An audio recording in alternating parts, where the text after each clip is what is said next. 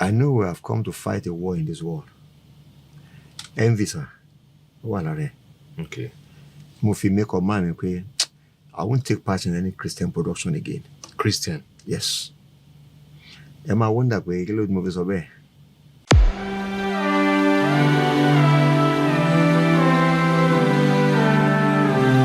Mo kí gbogbo ẹ̀yin olólùfẹ́ ìkànnì àgbàlẹ̀tù television ẹ ṣé tí ẹ̀ ń gbọ́ wá lórí ètò lénìí. Mo ní àlejò ńlá tó jẹ́ pé láti ìgbà tá a ti kéré àti ìdí ọ̀dọ́ gan kékeré báyìí láti máa ń wò wọ́n lórí television. Ìgbà yẹn mo máa ń rí wọn ní mold àwọn bàbá Jídé Kòsọ́kọ́. Ìyàtọ̀ tó wà ń bẹ̀ ni pé mi ò kí ń sábà rí àwọn bí mo ṣe máa ń rí ọmọọba Jídé Kòsọ́kọ́. Orúkọ wọn ni Abel Martins. Mi ìwà mọ̀ sá. Ṣé pastor ni kí n pè yín ni evangelist ni apostle ni brother ni mister ni chief ni prince ni kí ni kí n pè yín bẹ́ẹ̀ kí n sábà rí yín èwo kí n title yín first. Orúkọ mi ni Pastor Abel Martins. Pastor Abel Martins. Yes. Okay. Gbogbo ẹni tó bá rí yín wọ́n máa dá yín mọ̀ kò sí ni at a point or the other wọ́n á ti rí yín nu movie rí. Why they choose Christian movie? Ẹ ṣé gan ni fún ìbéèrè yẹn. Actually, mo bẹ̀rẹ̀ pẹ̀lú Christian movies. Bẹ̀rẹ̀. Secular productions máa ń ṣe gbà yẹn. Okay. Gbogbo time ẹni mo wà ní NTA as a freelance actor. Okay. Pẹ̀lú àwọn bíi Akin Lewis, Okay. Olúmídé Bákàrè of blessed memory, Lárìndé Akínlẹ̀yẹ òun náà ti jọlọ́run ní pé. Okay. So gbogbo alájọ wà together àgbà yẹn bí kí n kàn ṣe minor role bí Waka Pass máa ń ṣe gbà yẹn. Ìyẹn sọ̀rọ̀ yà o. That was the early 80s. 80s, okay. 80s ni. So kó tó di pé I wa decide pé well, let me now go into acting. Okay. Because I was a teacher and now retired. Okay. Gbogbo period ẹnu máa ń yọ ṣe ni kí n gbà yẹn. And you acting ṣe ń gbà yẹn. Gbà yẹn bẹ́ẹ̀ ni. So Okay. because I was I'm still, let me say I'm still a teacher, although retired. Retired now. But not tired. Okay. Okay. Get it? Ìgbà wo lẹ retire? That was 1983. Tẹ Sorry. retire. 2018. 2018. Lẹ retire. Yes. After 35 years. After 35 years, Oh, yes. okay. Okay. Anyway, àwọn tó ní information yẹn ò pọ̀. Okay. Bí a kì í sọ bẹ́ẹ̀, èmi mo ṣe ń gbọ́ ni. But bá tí mo research nípa yẹn, mo ṣáà rí i pé wọ́n ní retire from government service. Yes, from Mi wá Oyo State mọ̀ government as a Oyo State teacher. government. But school let serve last. Boys High School mo ti retire. And incidentally, bọ́lọ̀ ṣe máa ń ṣiṣẹ́ ọwọ́ ẹ̀ ibẹ̀ gangan mo ti jáde. Oh, okay. As a student. Okay. So Ọlọ́run dìde tún dá mi padà síbẹ̀ Okay. because of my way of handling issues. Okay. I'm a disciplinarian láti bẹ̀rẹ̀ dẹni. So government dem máa ń gbọ́rọ̀ yẹn because I started my teaching career ní Bashorun Ogunmọ́lá lẹ́yìn Lister ní Ring Road. Okay. So wọ́n máa ń gbọ́ pé máa kan wà Mr. Martins ló ń pè ó but it's tough. And because I love my job, I was diligent in it. So transfer yẹn wá. Okay. The government gan ò mọ̀ pé Boys High School mo ti jáde. Okay. When they transferred me there, so ibẹ̀ mo wá retire sí. Okay. So bó ṣe rí You ni. retire as a principal, right? No, I retired as the counselor Counselor, of okay. the school. Then I was in charge of games. Okay. Nígbà yẹn because nǹkan tí mo study gangan ni I read anatomy, physiology, so ọ̀rọ̀ sports. Ẹ mọ̀ nǹkan tó ṣẹlẹ̀. Ó dà pé story yìí ó long. Okay. Ẹ jẹ́ ká mú láti bẹ̀rẹ̀. Ọmọ ìlú wo ni? Tí wọ́n bá sọ ìlú mi fún yẹn ní gbàgbọ́. Má gbàgbọ́. Má gbàgbọ́. Torí àwọn èèyàn kì í gbàgbọ́ ni wọ́n fọ pé báwo ni Yorùbá ẹnu máa ṣe dán báyìí. Ṣé ẹ kì í ṣe Ọmọ Yorùbá? ẹ̀ bí n ṣe Yorùbá. Ọmọ Cross River ni mí. Cross River ni. Enshaw family ni mo ti wá ọ̀dọ̀ Yorùbá ni mo fẹ́. Okay. So gbogbo àwọn ọmọ mi orúkọ Yorùbá ló ń jẹ́. Ẹ̀wọ̀n kí mo dẹ̀ ti pẹ́ ń bàdàn. Ṣé Ìbàdàn náà bí yín sí ni? Èkó náà bí mi sí. Okay. But mo dàgbà sí Ìbàdàn. Ìbàdàn mo ti lọ primary school. Ìbàdàn mo ti lọ secondary school. Ìbàdàn mo ti ṣe A-levels. Okay. Ìbàdàn kí mi sọ pé time tí mo wà ní University of Ife Ọbáfẹ́mi Awólọ́wọ̀ now ni mo kúrò ní Ìbàdàn. Ìgbà tí mo tún padà náà tó mo bẹ̀rẹ̀ sí teach. I've been in Ìbàdàn all through. Wow. Ìbàdàn ó gbé yín gan ni. Mo máa ń dúpẹ́ lọ́wọ́ Ìbàdàn. Mo ní ọ̀rẹ́ kan wá ń ṣe program kan pa Ìbàdàn. Okay. Màá sọ pé kó wá interview yẹn. No problem. Ẹ lè wá sọ Ìbàdàn story yín. Báyọ̀ Fálékè ló mọ̀ dáadáa. Ló ti interview mi. Yeah, okay. All right. So, ìyàwó lẹ dé Ìbàdàn tẹ́ rántí. Let me say 1962. Now, kí ni picture Ìbàdàn of 1962? A lè fi wé o. Nǹkan tí yàtọ̀. Mo lè sọ pé ó pín sọ́nà méjì. Okay. Ó yàtọ̀ níbi tó dáa. Tẹnu tún yàtọ̀ níbi tó kù díẹ̀ káàtó. Ẹ get it? Because ìgbà yẹn nǹkan wọ́n. Èló la fi ń wọ mọ́tò láti lé mi. Ìgbà yẹn mo ń gbé ní Adámàsìgbà Èkó Tẹ̀dó. Mo dẹ̀ máa gbà mí máa fẹsẹ̀ rìn láti ibẹ̀ lọ sí Mọ́kọ́lá because ibẹ̀ ní school mi wà. Ó ti di IMG primary school sí. Okay. It was then ICC primary school. Okay. So gbogbo time yẹn kò sí gbogbo ewu tá à ń dojúkọ ń sìn nígbà yẹn kò sí. Èèyàn lè jáde kó wọlé lágo kan òru kò sẹ́ni tó máa mú ẹ.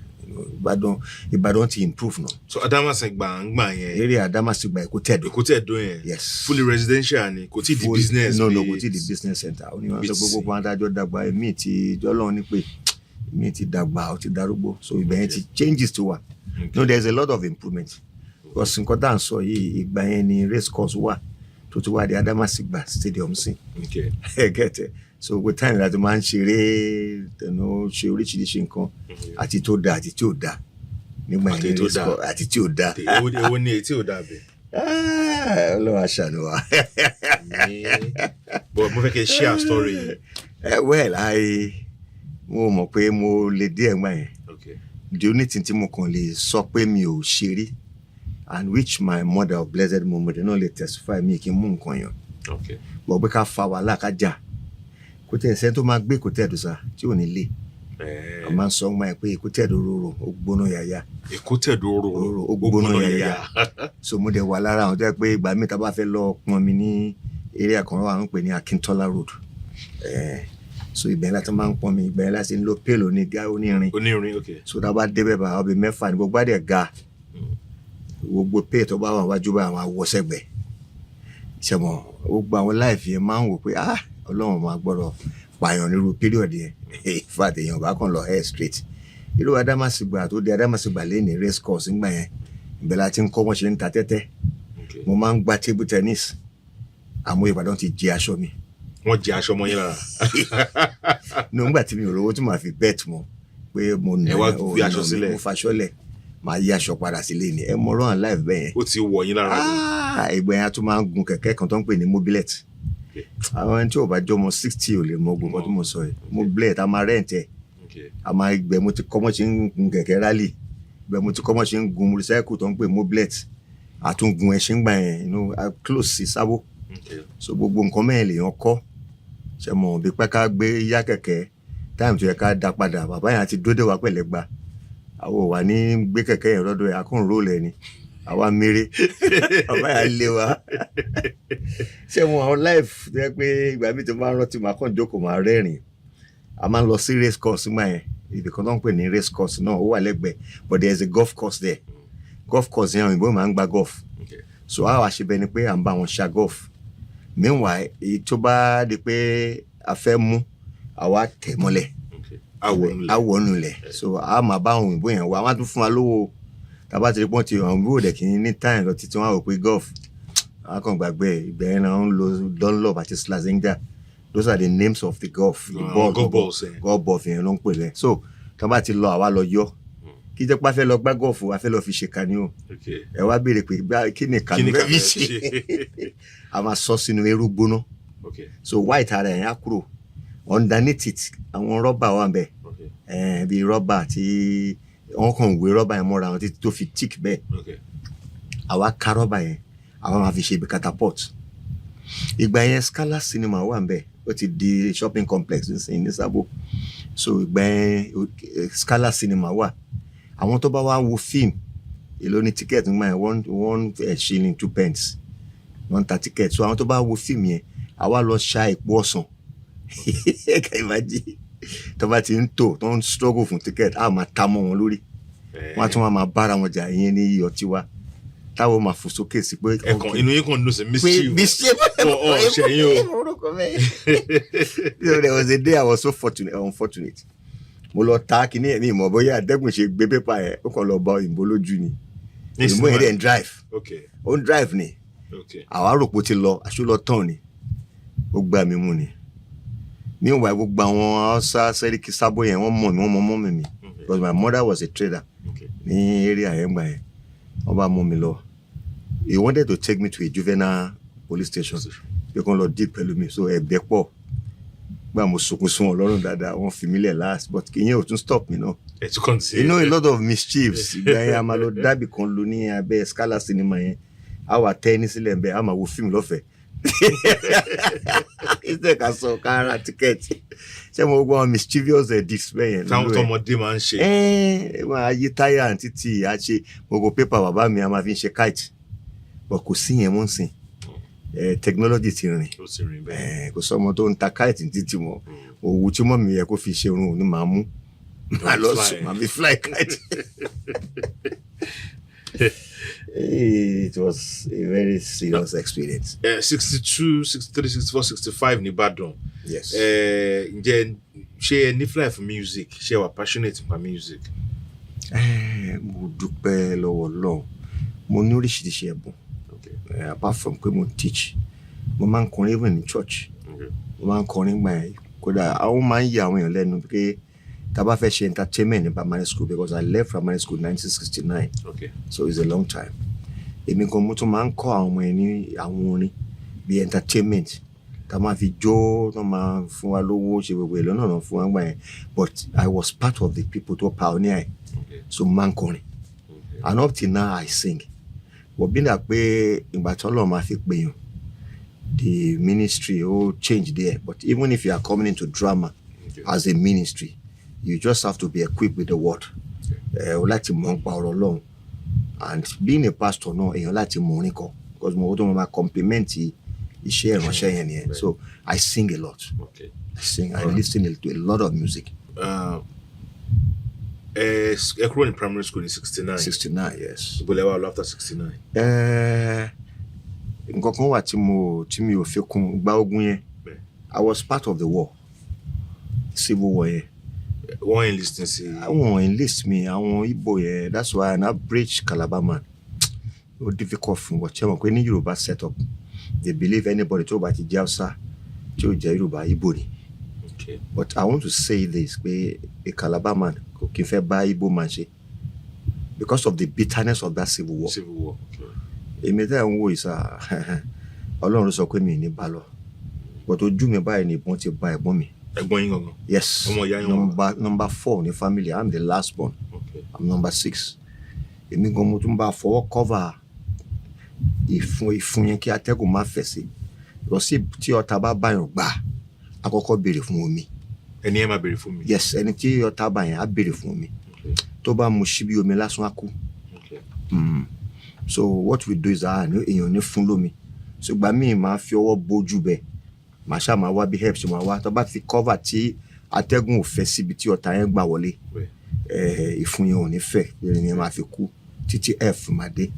Mo ti fi òkú ṣe ìrọ̀rí inú igbó while we were trying to escape from my town wá sí Ìbàdàn because what Ojukwu did was nítorí pé kò tí rí àyè mú South Eastern State nígbà yẹn Calabar was the capital then oil wà ń bẹ̀ nígbà tí wọ́n ti gbà láàyè ló fi gbé ọ wà lára nǹkan tó engineer the civil war then jẹ́ pé ọ̀pẹ̀lọpẹ̀ àwọn Hausa àti Yorùbá àwọn náà wá gbà wálẹ̀ wọ́n kọ́kọ́ bà there is a building in Calabar known as Ministers of All ó bọ̀m̀bẹ̀ ó bàjẹ́ they were killing slaughtering Calabar people lójú wa even though we were supposed to be Easterners together so àti gba ẹni segregation yẹn ti wá.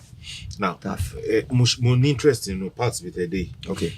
But my first question from it ni pé Ìbàdàn lẹ ń gbé. Yes. Báwo lẹ ṣe lọ sí East láti lọ́jà? Kan tó mọ̀ lọ pé wọ́n ṣe gbé mi ní Èkó wọ́n gbé mi wá sí ìlú wa.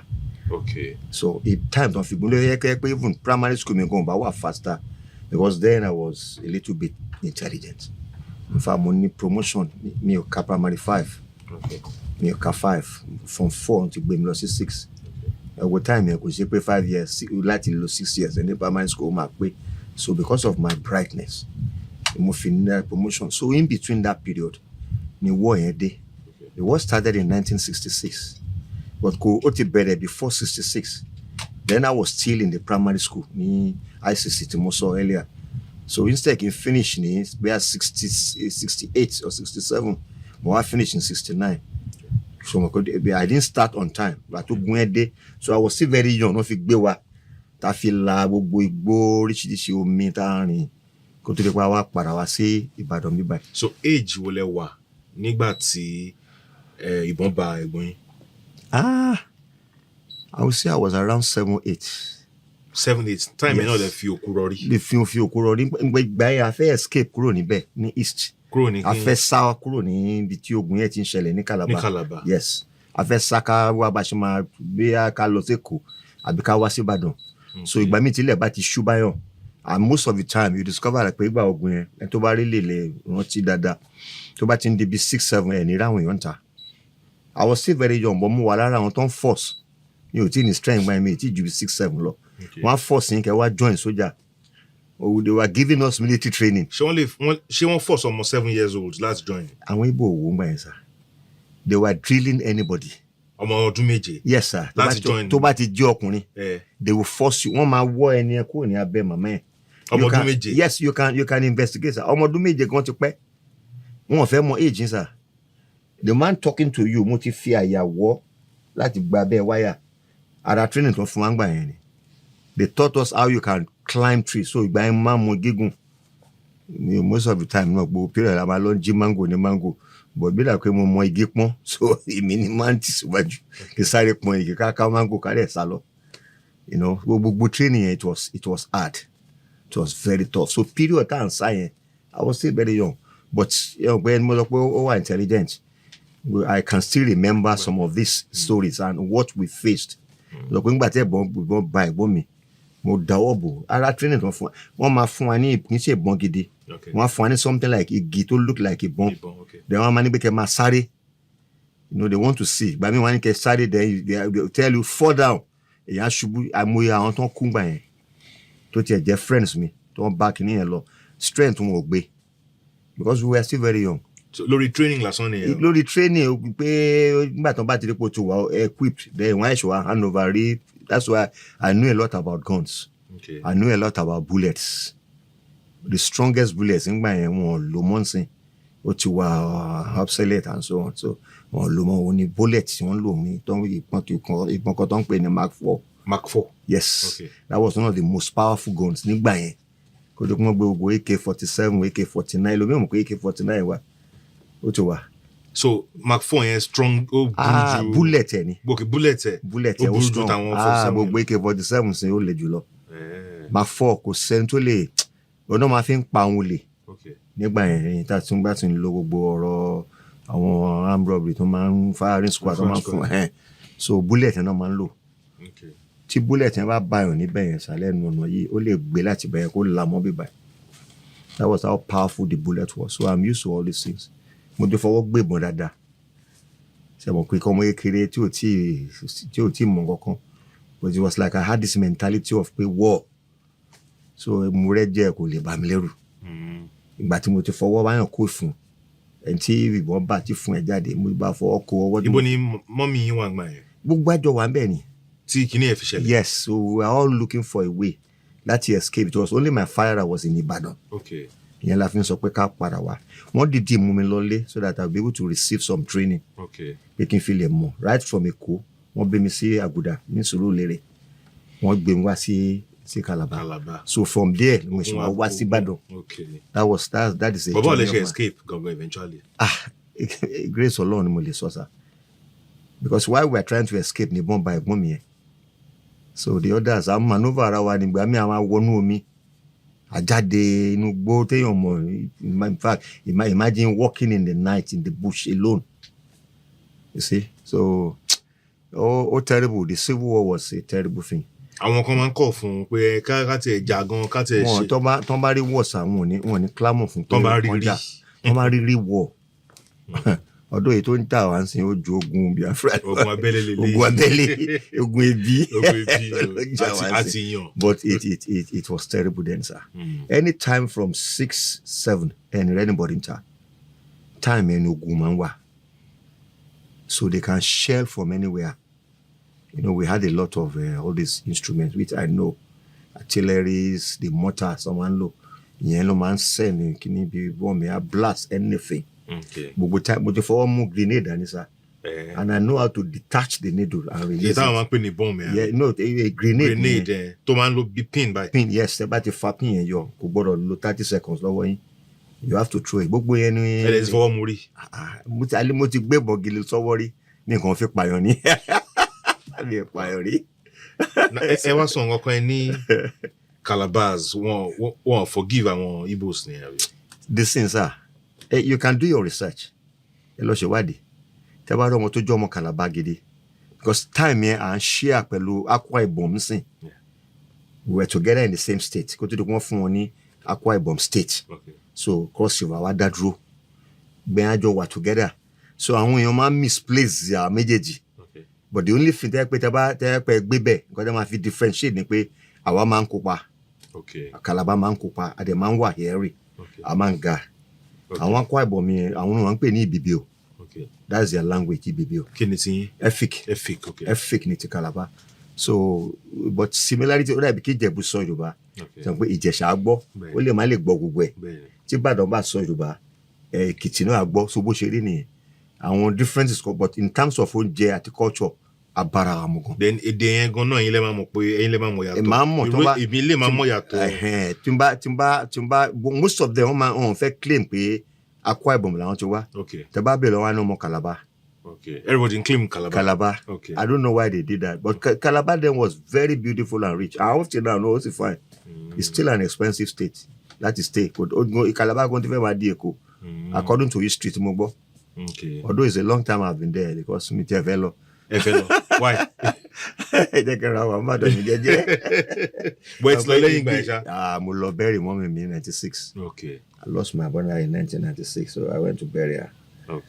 But tó jẹ́ kí n lọ lé nìyẹn and since then ẹni ṣe wọn pé public figure somebody like me even ìgbà tí mo láti lọ fi mí pamọ́ ni because from my father's side there was a kind of I would call it bitterness.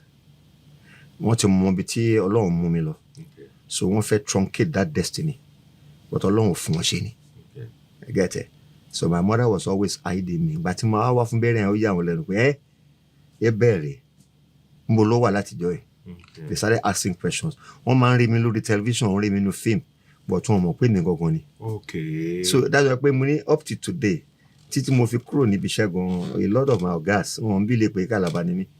So you know kí n release information freely àbí. Àwọn tó mọ̀ àwọn kan wà tí wọ́n mọ̀ you can imagine my principal then after 2 years ó tó mọ̀ pé mi ń ṣe Yorùbá because as I'm sitting here máa tún kọ́ àwọn Yorùbá ní èdè wọn ni that is the way I developed myself wey I want to understand this language and that's why I say like nígbà tí mo jẹ́ freelance actor ní NTA I studied under Deji Aderemi Ọlọ́fààná ó ti jọlọ́ọ̀ ní pé it's unfortunate pé mi lè lọ bẹ̀rẹ̀ àwọn tó kọ́ mi ní ìjìnlẹ̀ Yorùbá nìyẹn. Bàbá yẹn gbọ́ Yorùbá gan-an. Àwọn náà mo sọ àwọn àti Lérè Pàmọ́ Ẹ̀dá so tó bá ti wá ṣe ìgbà yẹn náà máa ń ṣe OB outside broadcasting ní NTA so it was a live recording tó bá ti ṣe tán ìmọ̀ lọ bá wọn màá ní àdádì ẹ pa òwe kan lẹ́ẹ̀kan yẹn kí ni ìtumọ̀ ẹ̀ táwọn náà ń pa and because I had this good memory I remember things easily so wọ́n máa sọ fún mi àwọn náà wá rí i pé mo ti ní interest nínú ẹ̀ so anytime even tí n bá béèrè wọ́n á sọ fún mi tí n bá lè rántí màá sáré kọ sínú ìwé as I'm sitting you can imagine pé mo lọ fi òmìnira ìwé Yorùbá ìjìnlẹ̀ odù Yorùbá ọ̀fọ̀ mo orúkọ bẹ́ẹ̀ ẹ̀wọ̀n Yorùbá oríṣiríṣi làwọn it comes in various varieties. Yes and I wanted to even mo ti believe up to now I still need to learn more. I went as far as studying under Yemi Elebuibon láti máa tẹ kíní ọpọn fáyẹn ìgbà tí mo máa lọ ṣe deliverance kíní yẹn tó ká kúrò lórí mi because I didn't want to continue but mo ti mú nǹkan tí mo fẹ́ mú mẹ́ so I went deep into cultures not only of Ibadan. So tó bá fún mi ní role kẹ́ ṣe anything Ifá play effortless. Máa ṣe effectively sir. Ẹ máa ní kí n pọ̀fọ̀ máa ṣe. Ó yẹ ẹ pọ̀fọ̀ kan sí ẹ kàn pé mi mọ ṣé àyájọ́ àbí ọ̀fọ̀ ẹ kàn pé kan. Oríṣiríṣi ló wà àyájọ́ wà ọ̀fọ̀ wà tí dàdàbìrì bá lugi pé à ń fẹ́ kú ni ìwé tá a bá já sọ́wọ́ ọ̀tún gbogbo àwọn yẹn minor Yorùbá ni. minor ni ẹ minor ni gbogbo yẹn ìwé tá a bá já sọ́wọ́. pátápátá lẹ́gùn daṣọ borí àbùtán báyìí ní kára ń gòdè ìgbín kó balẹ̀ báyìí ní labalábá fi wọ ẹ mọ orúkọ bẹ́ẹ̀ yẹn kékeré nìyẹn àwọn yẹn ò tún sínú kinní o. ẹ mọ èyí tó jinlẹ̀ jù yẹn lọ. ẹ má yẹ ká sọ. All right, so ngbà tí wàá padà dé Ìbàdàn after post war. Yes, now, post war, yes. Báwo life ṣe wá ń tẹ̀síwájú? Well, I thank God. Ẹ̀wọ̀n kò mo ní time tó yẹ kí n bẹ̀rẹ̀ primary school mi lè bẹ̀rẹ̀ so Ìbàdàn mo ti wá bẹ̀rẹ̀ and that was in 1963. Mo fi jáde ní 1969. Bàtí mo fi jáde primary school mo ṣe exam. Wọ́n mú mi sí St. Charles Òṣogbo, St. Charles College l'Òṣogbo, but my mother didn't want me to go. Wọ́n fẹ́ kí n fi wọ́n pè wọ́n lè ní mi. Wọ́n dẹ̀ mọ̀ pé mo lè máa Òṣogbo rẹ̀ ṣe ìgbà yẹn láti ń wọ tánlẹ̀sẹ̀. Ẹ mọ tánlẹ̀sẹ̀ sá. Bẹ́ẹ̀ni àwọn mọ́tò bọ́ọ̀sì kan báyìí. Bọ́ọ̀lẹ̀ bọ́ọ̀lẹ̀ kájà. Bọ́ọ̀lẹ̀ kájà tánlẹ̀sẹ̀ ni pé ẹ máa jókòó ẹ máa fi sára yín báyìí. So but wọ́n á rí i pé mo lè lọ ṣe exam ní Òṣogbo gbà yẹn. Wọ́n dẹ̀ mú mi. Wọ́n wá ní mi lè lọ. So I had to come back to Ìbàdàn Boys High School. That was how the genesis of my attending Boys High School ṣe bẹ̀rẹ̀. So thank God mo ṣe exam and I did very well. So I was admitted in 1972. You get it? And I left in 1976. Bàbá olówó ti ń gbé ilé yẹn gbà yẹn. A máa ń juwọ́ sí wọn láràárọ̀. Ẹgbẹ́ ilé wa. Ṣé máa ń rí wọn láràárọ̀? No, kò sígbà dáàgé kí wọ́n kúrò ní Ìbàdàn. Kò sígbà we discuss a lot. Gbogbo Dion cinema yẹn àrẹ́sẹ̀ pani fún ọ. Kò sọ́mọ Boys High School tí ò tún le. Tí ò le. Èmi tí mo dàgbà sí kò tẹ̀dọ̀ mo tún máa lọ sí school tó le ẹ ti mọ̀ pé èèyàn ní ilé lẹni ẹ máa jẹ́ but mo dúpẹ́ lọ́lọ́run lẹ́ni God has matured me and mo ti wà more experience so èèyàn gbọ́dọ̀ máa sọ pé èsì mo fi ń wàásù fáwọn ọ̀dọ́ pé look. èèyàn lè le ní kékeré yes but lesson tó bá wà ń bẹ̀ ni kò kéèyàn pick. nǹkan ibi tó yà àwọn èèyàn lẹ́nu dé pẹ̀lú mo tó mọ̀ ń bá èmi tó máa lọ ń ra igbó fún àwọn èèyàn kan mú bọ̀tí mi ì mọ́ mu mi ì mú sìgá. bọ̀tẹ̀ máa ń rà fáwọn èèyàn. mo máa ń rà fáwọn èèyàn àwọn bàbá nìyẹn wọ́n máa ń rán wá ń ṣẹ́ bí tó bá ń ṣe èyí jẹ yóò jẹ àwọn ni mò ń bá rìn gba ẹ can imagine that kind of a person rondorondo mi mọ̀ ó dà gbé ti kú sí gan it's a long time. ṣe èèyàn yẹn ló ń jẹ́ rondorondo. èèyàn ni magician ni wọ́n máa ń ṣe kínní magic wọ́n á tún máa ṣe káàdì náà gbogbo ẹ̀ la kọ́ nígbà yẹn báyìí Ọlọ́run ti. àwọn the more you look the less you see. You can't see it you can't ẹ bá talẹ̀ mẹ́wàá lọ́wọ́ mi ẹ̀ ní jẹ́ ẹyọ kan. ẹ mọ bẹ́ẹ̀ ṣe máa ṣe abracadabra. manipulation ni sa kò sóògùn bẹ́ẹ̀ ọpọlọ ni. ẹ lánàá lọ́dọ̀ àwọn rondorondo. gbogbo ẹ̀ náà mo sọ fún mi pé mo kọ́sẹ̀ gbogbo nǹkan tí mo náwó ní Adamasi gbà yẹn ní the present stadium Ọlọ́run nìkan ni kò gbà mí. Even when I was giving my life I had to pray a lot with God. Forget about all this. Ká ṣe ìgbà yẹn nínú that same scala Adamasingba stadium a máa ń gbá ball every weekend ní Sunday mo wà lọ́dọ̀ àwọn Hausa because I'm closer to them then àwọn so ó máa ń jẹ́ Hausa àti Yorùbá la máa jọ ń gbá ball gbà yẹn so ìgbà mi wọ́n á nà wá ìgbà mi à ń nà wọn so there was a day I'm play kan náà àwọn tó ń play fún Yorùbá ni o but I play fún Hausa ó wà lọ́dọ̀ àwọn Hausa èmi wà lọ́dọ̀ àwọn Hausa so mo wá score ó wá ní kò rí bẹ́ẹ̀ gbogbo time mo ti ń discover pé I have this talent for sports and I've represented in Oyo State man ju shot put and discus. When was at that time? No ìgbà tí mo later ìgbà tí mo wá láti second mo wá jù wọ́n máa ń gbé mi ní Boys High School ni tí mo máa lọ camp máa lọ represent Oyo State máa ń fún aláwọ̀ oríṣiríṣi aṣọ Oyo State gbogbo ẹ̀ máa ju shot put máa ju discus and thank God that I've never come home with a defeat. Owó Zumagba bronze.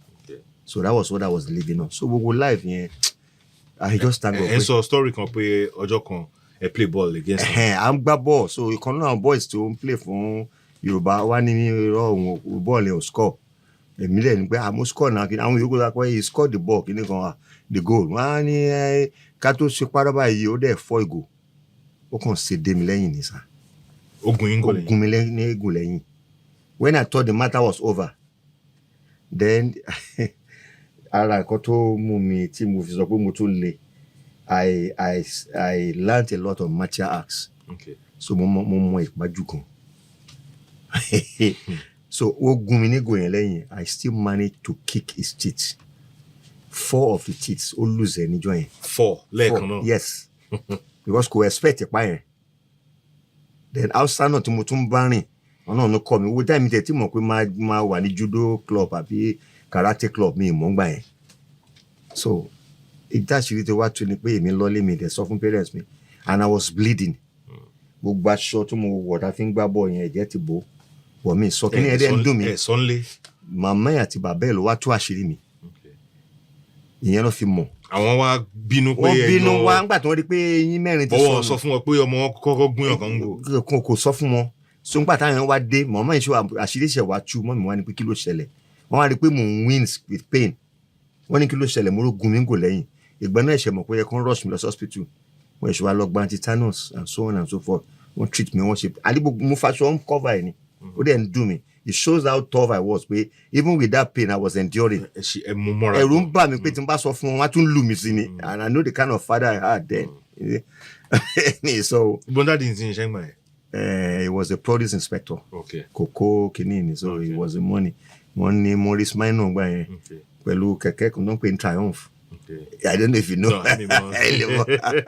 Maurice Minor ẹ̀kan mo ti gbọ́ lẹ́nu ẹni àgbàlagbà kan rí pé mọ́tò táwọn kọ́kọ́ lò. Ó la fi ṣe taxi gbà yẹn náà ó máa ṣílẹ̀kùn sí tàbá yẹn.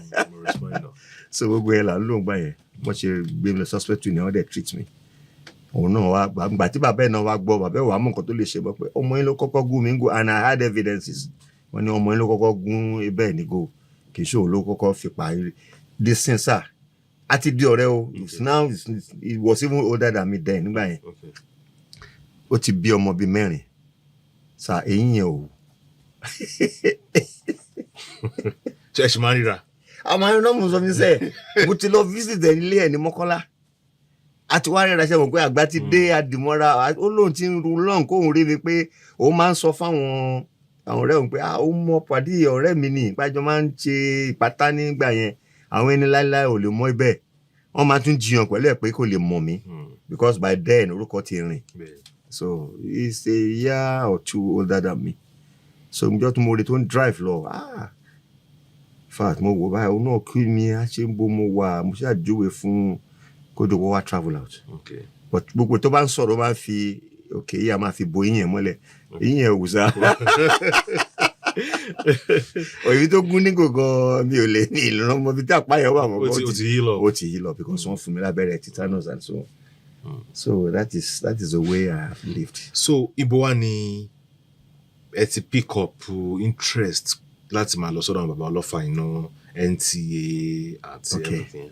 Yes, let me say I started with a friend who is called Felix Omuni. Òun ti kúrò òun ti kúrò ní NTA òun gangan ló mú mi wọlé as ọ̀rẹ́ so tó bá ní any production tó fẹ́ ṣe bí náà pé òun jẹ́ staff nígbà yẹn òun gbowó so àwa tá kì í ṣe staff lọ máa ń tì sí ká lọ sí cash room wà lọ gbowó wọn á catch wa mọ́ṣẹ́ ibẹ̀ mo ti ń develop pé kéèyàn máa master lines and up till now that is what has been putting food on my table. Mo lè master 400 lines in 10 minutes. Sí orí. Yes sir. Kí ni mo ti nǹkan tí ò jẹ́ kí mi like acting wọ́n máa ń pè mí fún òṣèré àti gbé lines orí. You have to àwọn kan wà jẹ́ pé wọ́n máa improvisation yẹn ni pé ẹ̀ kàn ká ẹ̀ understand ẹ̀ but film ti jù bẹ́ẹ̀ lọ. There's something àwọn kan máa ń rò pé theatre acts mo ṣe because I have books on theatre acts. I have books on editing, cinematography, directing, acting. Mo tẹ máa ń teach. I go to churches to teach on drama. Ẹlòmíì ò mọ̀ pé drama wà ní Bible. Honestly, drama wà ní Bible. Yes sir. And Jesus was the first actor. How? What is acting? Ẹ bá kọ́kọ́ máa bẹ̀ láti I teach a lot. I've been to Abuja, Port Harcourt. Mo ti organize seminar and workshops for me. And I taught them mo fi a day ṣe teaching. Then the other day for practicals. Ìgbà mi gan mo tún máa ń kọ scripts, máa kọ stories fáwọn churches. Máa help wọn láti build up a drama department. Máa wá wẹ́n tó ní vision fún kó máa coordinate ẹ̀. And today I'm happy they are doing fine. Gbogbo ara ṣẹ́ tọ́lọ́run rán mi nìyẹn kí n máa ṣe. So I do all these things because of the interest. So nǹkan tó ń drive mi gangan ni pé tẹ́lẹ̀ bí sports náà ti mọ̀ mí. Kò sẹ́ni tó mọ̀ pé mo ní ability láti act. So it was Felix tó mú mi lọ sí NTA. Òun ló kàn wò pé bẹ́ẹ̀ pé with this your talent torí pé máa ń pa àwọn èèyàn lẹ́rìn èmi ò dẹ̀ ní mọ̀ máa kàn máa sọ̀rọ̀ generally but máa rí páwọn èèyàn rẹ́rìn. I didn't know I had that talent. I didn't know I could act. I didn't know I could talk because mo jẹ́ the shy type. Táwọn èèyàn bá pọ̀ báyìí mo prefer kí n lọ dodge sí corner kan ó sì wà lára mi di sinsa. And you know that I anchor programs. No. Mo máa anchor programs as MC. As MC. Mo máa ń ṣe packaging fáwọn èèyàn tó bá fẹ́ ṣe wedding.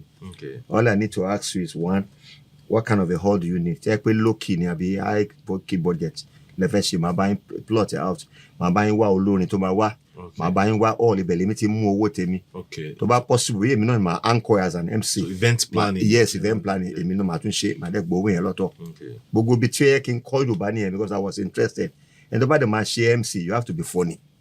So gbogbo bẹ́ẹ̀ mo ti ń lo talent yẹn tí mo wá eventually discover pé mo ní. So from there màá kàn lọ sí NTA màá fún mi ní role bí waka pass màá ṣe máa sọ fún àwọn èèyàn pé orí ni mí nìyẹn bẹ́ẹ̀ yẹn mi ò ní lines. But that same person àwọn tó wà ní top most kì nígbà yẹn àwọn náà wà ń bá mi ń sìn tó máa bèrè pé bẹ́ẹ̀ wá ìwọ nìkan ló ń dá kí ní ìjẹ. Àwọn náà wà ní limelight nígbà yẹn waka pass lèmi ṣe. Johnson. Ibẹ̀ lẹ ti mọ Babakin Lewis. Ibẹ̀ gbogbo ẹjọ́ wà lẹ́ntì ni he was working there. Olumide Bakare they were there. Shola Foshudo gbogbo wọn we were together. Ẹ mọ Elder Yomi Davis ngbà yẹn. A sì jọ wà ní program kan 2 weeks ago. In fact picture mo kàn ti lose it because my phone crashed. So I lost a lot of call. Ìjọ kìíní ẹ̀kọ́ kan ni. Ọjọ́ ta pàdé mo kàn ní kí n pa ẹnìkan ń disturb mi pẹ̀lú call mo ní kí n pa mo dẹ̀ pa tán ó wá ní nǹkan tí ò lè tọ̀ mọ́. Ẹ bá wọ irú nọ́mbà tí mo ṣe lè send ẹ̀ sí. I will appreciate it. So mo ṣáà but era ìgbà yẹn golden era ni NTA ṣì wà ní kò dàbí NTA sí. No kò tiẹ̀ sí nǹkan tó jọ ọmọ entertainment ní NTA mọ́.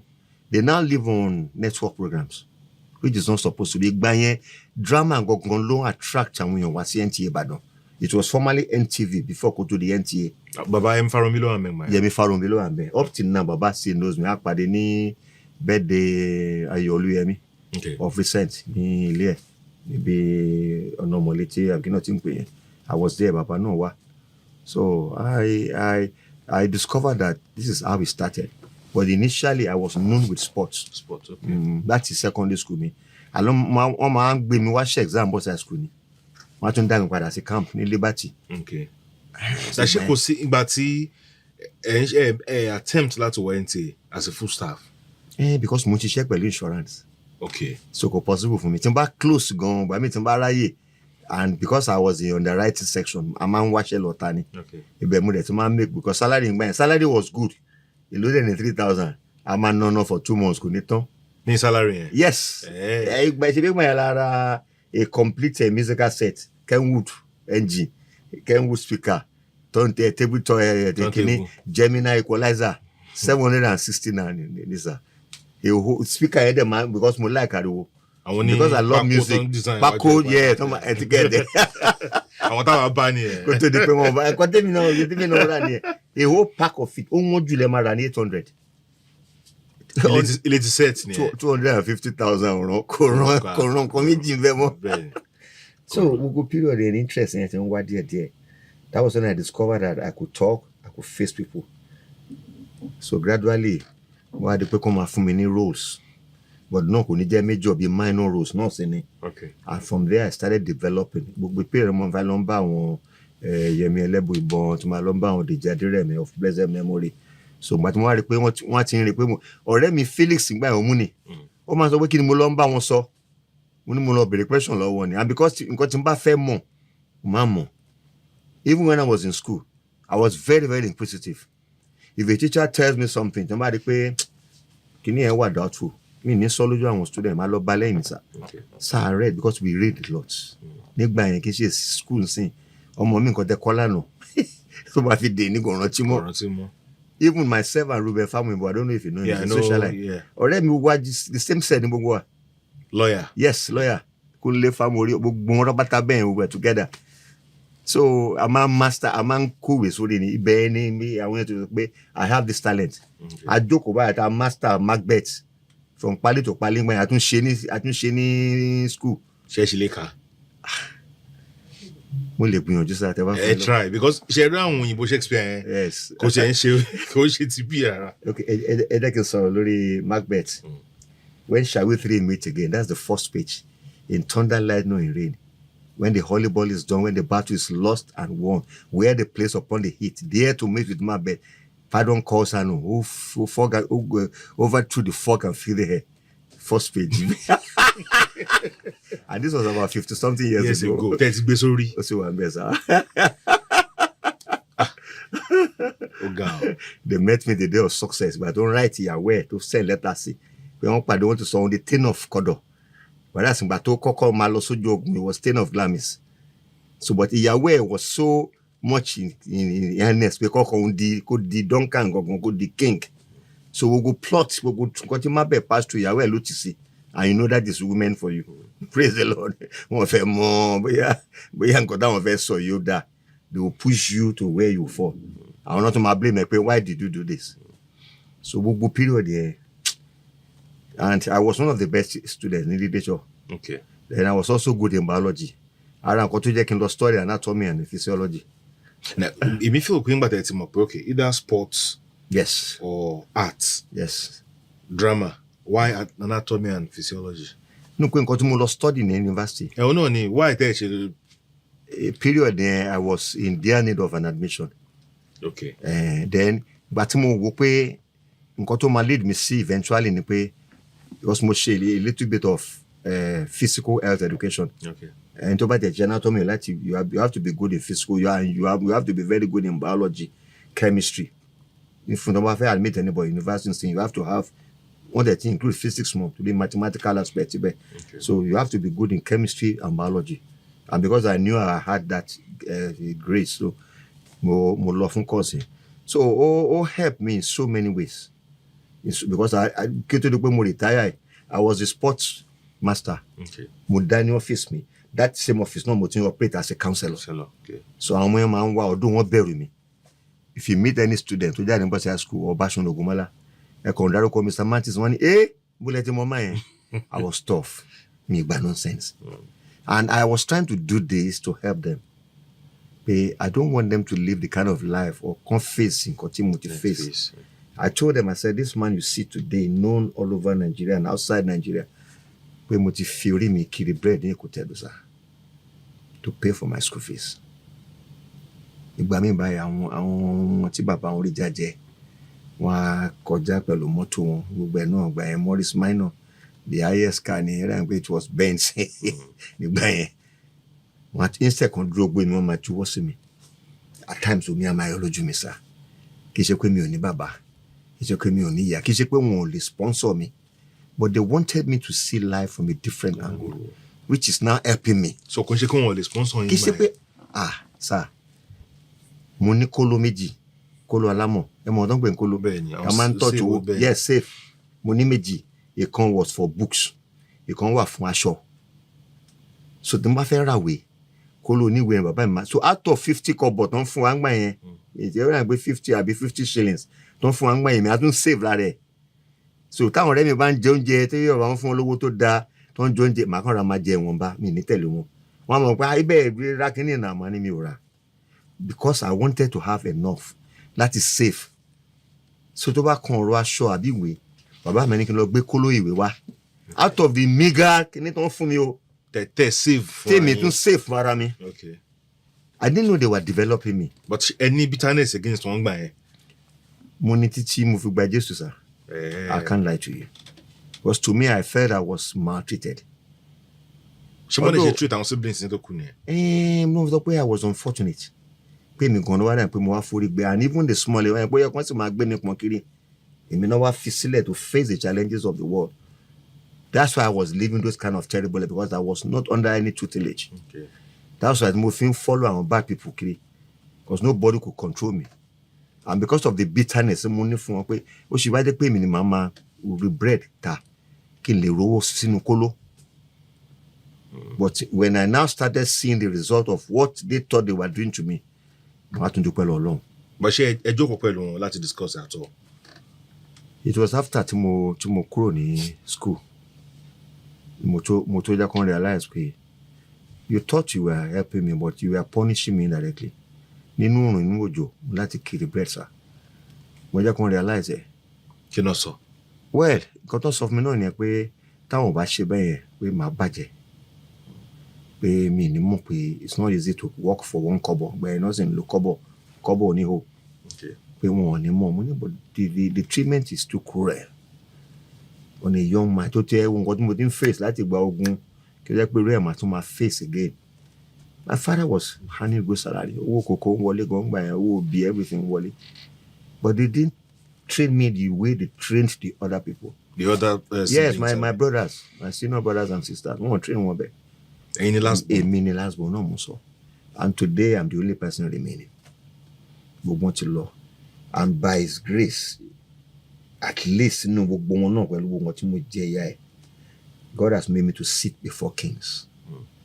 He has made me to travel to places within and outside, been to South Africa and so on, been to places to act film, to teach on this same my drama ministry. You see, so kí mo fẹ́ kọ́ lọ́nà ṣe fún mi sá?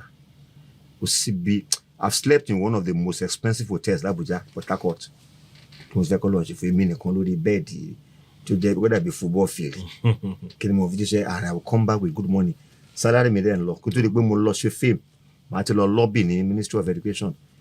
Àwọn inspector tó bá fẹ́ wá màá ti settle wọn mo lè fún 20k. Because the money mi no salary mi. I was collecting money from all these little petty jobs tí mo ń ṣe. My anchor program, èmi àwa wọn ní àwọn fẹ́ kọ story.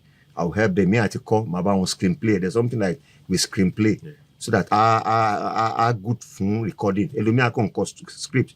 Kò mọ̀ pé màá break it. Yes, màá break it down. Ìgbà mi màá tún hẹ́ láti fún ní title. Some betray the title of the film by their name. So màá fún wọn pé use titles that are going to put people on edge. Pé àkìlò tó fi pè báyìí. But I'm wòran pé okay, this is the reason why.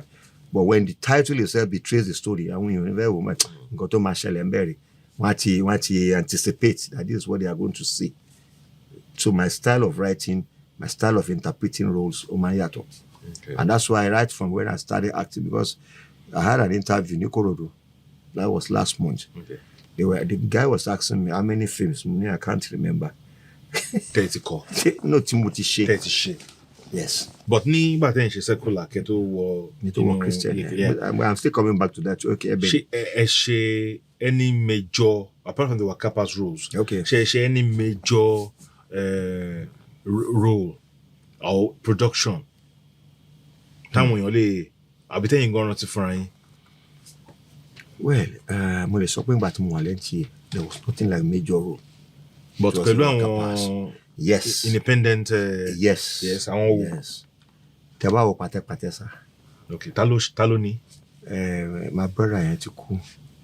It's unfortunate but èmi gan mo ṣe bàbá mi Day Martins. Okay. The Damola Olatunji was there. Okay. And so Bobo B tó kú yìí. Bobo B was part òun gan ló ṣe ọ̀rẹ́ mi. Okay. Àti mo gba kakini yàrá ní omi yọ lójú ìgbé mo ti lose and adẹ pàdé because he came for the party of Ayọ̀lúyẹmí gba tí yẹn ṣe birthday ẹ̀. Wọ́n ní pé so ìjọ tí mo rí bọ̀bọ̀ yìí last ni. Ó dùn mí gan, it's unfortunate.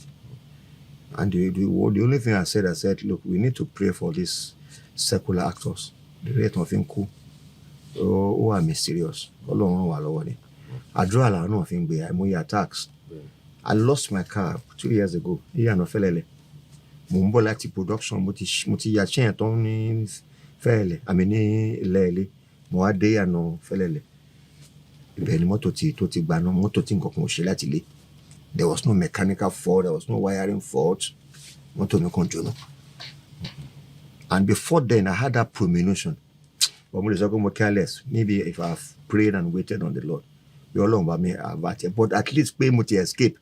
Because one, automatic. Gbàdà tí engine yẹn gbaná báyìí, gbogbo ilẹ̀kùn yẹn lock. Wow. Mọ̀ yín bẹ̀. Yes. And incidentally, the rain was drizzling. Go heavy but don't drizzle. So the other side, the passenger side, ni mo roll up to. Side bí báyìí mi roll up to. Ẹni tó wà lẹ́gbẹ̀ẹ́ mi gan ló mọ̀ sáà mi ìbá má mọ̀. Pé mọ́tò mi ti ń yọ èéfín.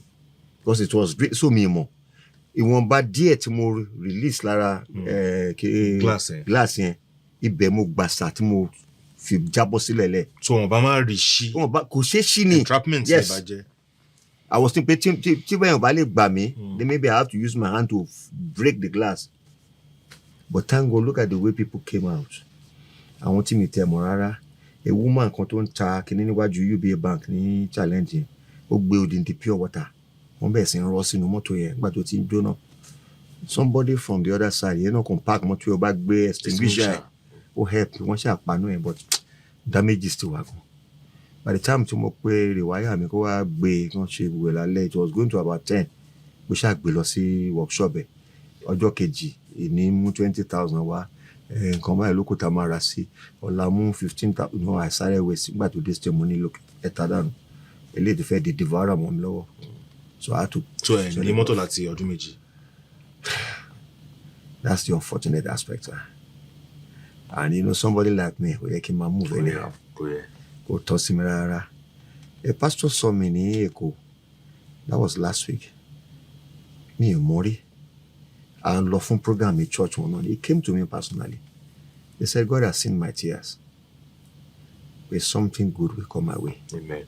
Anytime from now. Amen. mi ò mọ̀ mi sọ pé bí mo need mọ́tò mi sọ pé bí mo need owó you know but he prayed that prayer ended again because that has always been my prayer point. God make a way for me. Kò yẹ kó jẹ́ èmi ni wọ́n rí tí mò ń wọ taxi. Kò yẹ. At all kò pọ́n mi lé. And even after retirement. Yes. Kò yẹ. Tí màá kàn jẹ́ pé grace mo dẹ̀ ní sí ni pé I've been a sportman right from my youth so strength yẹn ṣe wà àwọn mates mi gan tá a bá rí wọn mi tóbi gan wọ́n ti yọkùn you know they consume beer and they eat anything mi ò kí ń jẹ anything oúnjẹ tí n bá máa jẹ tí n bá ẹ̀wọ̀n báwo mo ṣe wá ń lára I don't eat heavy food and I don't drink ṣe so gbogbo bí tí mo ti ráyè store energy sí nìyẹn and I take a lot of supplements just to make sure my skin remains tí n bá sọ yìí ní fáwọn èèyàn wá ní àmì ètò bẹ́ẹ̀ tí n máa ń rìn ẹ̀rọ pé bí mò ń sáré ni wàhálà bó ṣe ń rìn nìyẹn I walk like a soldier at your age look at the way mo ní wẹ̀ mo ti pé mi kì í jẹ ìjẹkújẹ báyìí ṣe ń jẹ máa jókòó jẹ àmàlà mẹ́jọ mo ní mi lè ṣe mo dẹ̀ máa ń reduce beef and so wọn tó lè jẹ́ kí system mi kó wà disorganized I stay away from it. I take more of supplements although they're expensive all these 3N products omega-3 and so on and so forth I take them 3M products I take them all this calcium bone building supplements and I take them even more than food and I take a lot of fruits. At least in 2 days mo máa ń ná tó 2,000 lórí fruit sir. In 2 days. Yes. Màá kàn ra ní challenge màá kó sínú fridge màá dẹ̀ jókòó pọ́pọ́ pineapple oríṣiríṣi màá máa yọ jẹ díẹ̀díẹ̀ that's what alẹ́ báyìí ǹjẹ́ ń fẹ́ jẹ nǹkan tó heavy tọ́ so torí mi ìfẹ́ tóbi I don't want to so that is what has been keeping me so bí story mi ṣe bẹ̀rẹ̀ nìyẹn. If anybody had told me I was going to be an actor money running because sports not in what do. But she secular yẹn pẹ́. So I wouldn't deceive you. It's a long story because I got to mo lọ ṣe interview ẹni ní Ìkòròdú. Yeah, kí n tó wọnú gospel Christian drama lọ mo fẹ́ mọ̀ kí ni àwọn tẹ́ ti ṣe ní secular. Ó pọ̀ sá èmi kẹ́mi it was a Yorùbá production secular ni ọ̀dọ̀ woman ló kọ́ Ìyábọ̀ Ògúnṣọlá. Òun ló kọ́ Èkó láti shoot ẹ̀ lady gan wà nù ẹ̀ we have about 2 secular actors or actress tó wà ń bẹ̀ àjọṣe ìkànnì wọn ló ṣe ìyàwó mi. I've done so many sir. So many. So kí ló inform. Nǹkan tó inform problem yìí ni pé I know we have come to fight a war in this world. Envy sir wà lára ẹ̀. Mo fi make up mind mi pé I won't take part in any Christian production again. Christian? Yes. Ẹ máa wonder pé kí ló dé mo fi sọ bẹ́ẹ̀. Ẹ ti ṣe. Mo ti ṣe. Ẹ ṣe Christian productions pẹ́. Mo ti ṣe pẹ́. And lára àwọn Christian movies tẹ́ ẹ ṣe tí àwọn èèyàn ò lè gbàgbé in a long time. Yes. Blood on the Altar. Before Blood on the Altar mo ti popular sir. Yeah, mo ẹ mọ̀ bá bọ̀. wo iṣẹ́ Káyọ̀dé Oyèbọ̀dé Yes. tó ń pè lójú olúwa Ojú olúwa bẹ́ẹ̀ ni. iṣẹ́ ẹ̀ gangan ló shoot me to limelight ìyẹn ni Ìjì Ayé. Ìjì Ayé, okay. Yes, inú Ìjì Ayé yẹn mo ti fọ abọ́, it was under the influence of power. Okay. Mo fọ abọ́ fún ìyàwó. Fún obìnrin, yeah. Movie yẹn ti pẹ́ gan. Mo ti pẹ́. That was the first òun ni Man Zion discover Okay. because wọ́n wo orúkọ yẹn Ben Martins wọ́n yà definitely he must be an able guy pé kò lè sọ Yorùbá. Okay. But nígbà tí wọ́n wá rí tuntun mọ́ panú Ìjì Ayé tó ń rí tuntun mọ́ panú ìpinnu fíìmù Káyọ̀dé Oyèbọ̀dé ni tó ń rí tuntun mọ́ panú àṣírí ìrètí àwọn ní ilé ẹ̀gbọ́n Yorùbá. So time ẹ̀ dẹ̀rẹ̀ àwọn ti bẹ̀rẹ̀ sí ń ṣe agbára ńlá. Okay. Káyọ̀dé was even the one Oyèbọ̀dé was the one shooting those Yorùbá movies for them gbà yẹn. Okay. So mi wá lè bá wọn ṣe agbára ńlá Yorùbá mo wá bá wọn ṣe ultimate power tó jẹ́ English version ẹ̀ ti the same. Role wọlé play mẹ́. Mo ṣe chief kan olówó kan Okay. níbẹ̀ wọ́n kàn fún mi náà máa nọ ìgbà tó máa pè mí kan fún brother on the other they never knew I would do it. Okay. Because gbogbo time they were debating between my Bámilóyè àti ìyàwó wọn pé Abel ò ní lè ráyè torí iṣẹ́ wọn. And you know, I'm not that kind of anybody from level 12 and above. You cannot just go out anyhow. You can't do anything. Nígbà yẹn ni mo sọ kẹ́ mọ̀ kó ti pẹ́ gan. Wọ́n ṣàní pé kán ṣáà pè mí. Time yẹn Ọrẹ Adéwọlé was my friend. Okay. Yẹmí Adépọ̀jù was my friend. Yẹmí Adépọ̀jù àtijọ́ máa ń ṣe stage drama káàkiri churches nígbà yẹn. Okay. So gbogbo wọn ti wà pẹ̀lú Man Zion. They were now on full time. Pẹ̀lú Man Zion. Pẹ̀lú Man Zion. Wọ́n gba salary bẹ́ẹ̀. On gba salary up till now. Okay. They are still under him. So gbogbo time wọ́n try láti fà mí mọ́ra but I had to withdraw because of àwọn nǹkan tí mo rí tí mo rẹ̀ gbọ́. The moment I bá ń bá Man Zion ṣiṣẹ́ you cannot work with any other ministry. Okay. And that I will never subscribe to. Okay. I will not. Because ẹ fi kò máa limit. I limit me then it's like you are telling the other people pé wọn wà righteous. Okay. One around to put me off. So I'm telling this. So if a brother against Man Zion, yes, no, not only against a lot of Christians. Okay. Do you know some people got to the extent because some people feel man by His grace, it's not by my power. For every role I play in a script, I want to improve. So why me joke? Even up to tonight, deliver line because line you tell me Lord money cut. My second retake. Okay. Because I want it to be fluent. I want it to be cool so that anybody to work but I won't come my me I can't share casting. No. Part of pay you have to know how to interpret your role and the delivery of the lines. Very, very important. But to the thing they put film me and the Ben Martins I want no matter. Bogun ṣe bẹ̀rẹ̀ ni sa. Láti ọ̀dọ̀ àwọn tá jọ ń di ọwọ́ Musa tá ń pray. Can pray fún. Yes. Yes. Pray. Over the pé táwọn producers bá need me Abuja Benin wọn lọ máa sọ fún yẹn pé you cannot pay Ben Martins fee gbogbo ilé rẹ̀ ṣẹ̀ lábẹ́lẹ̀ mi mú àtúnjọ padà jọ ṣe meeting àtúnjọ wọ set but behind me you were destroying my image sir. Wọ́n ní tẹ́ bá ní up to 400,000 you cannot call it Ben Martins so that àwọn èèyàn á lè gbéṣẹ́ yẹn fáwọn. Follow me. You know, the only ministry don't sound that only Man Zion. Okay. I give God the glory for Man Zion and Mike. He was the only one that stood by me when I lost my property. See a mysterious fire. Ojú mi ti rí nǹkan sá. This man. Kékeré ilé mi ti jórí. Then I was in NNPC. I lost everything. Yes. Teko. No. Yes. So 4-bedroom flat. Everything low. That very night, me le gbàgbé, Ọlọ́run ṣe save àwọn ọmọ mi. Ìfẹ́, they were very young. Wọ́n kéré, wọ́n tẹ̀ tí was secondary school. Private school kan náà lọ Dádì Ọ̀yọ́. They would have been consumed with that in that inferno. Bitino ẹ̀ tí ó wá dènà lẹ́nu sir, I can't understand. I knew it was an attack. Mo rẹ̀ ṣe parí iṣẹ́ kan ní attack yẹn wá. Imagine kí náà kan wà láti wáyà. Gbogbo bẹ́ẹ̀ mo dẹ̀ tó àwọn ìgbà yẹn la máa ń lo cabinet kan báyẹn mọ̀ tó ní táyà.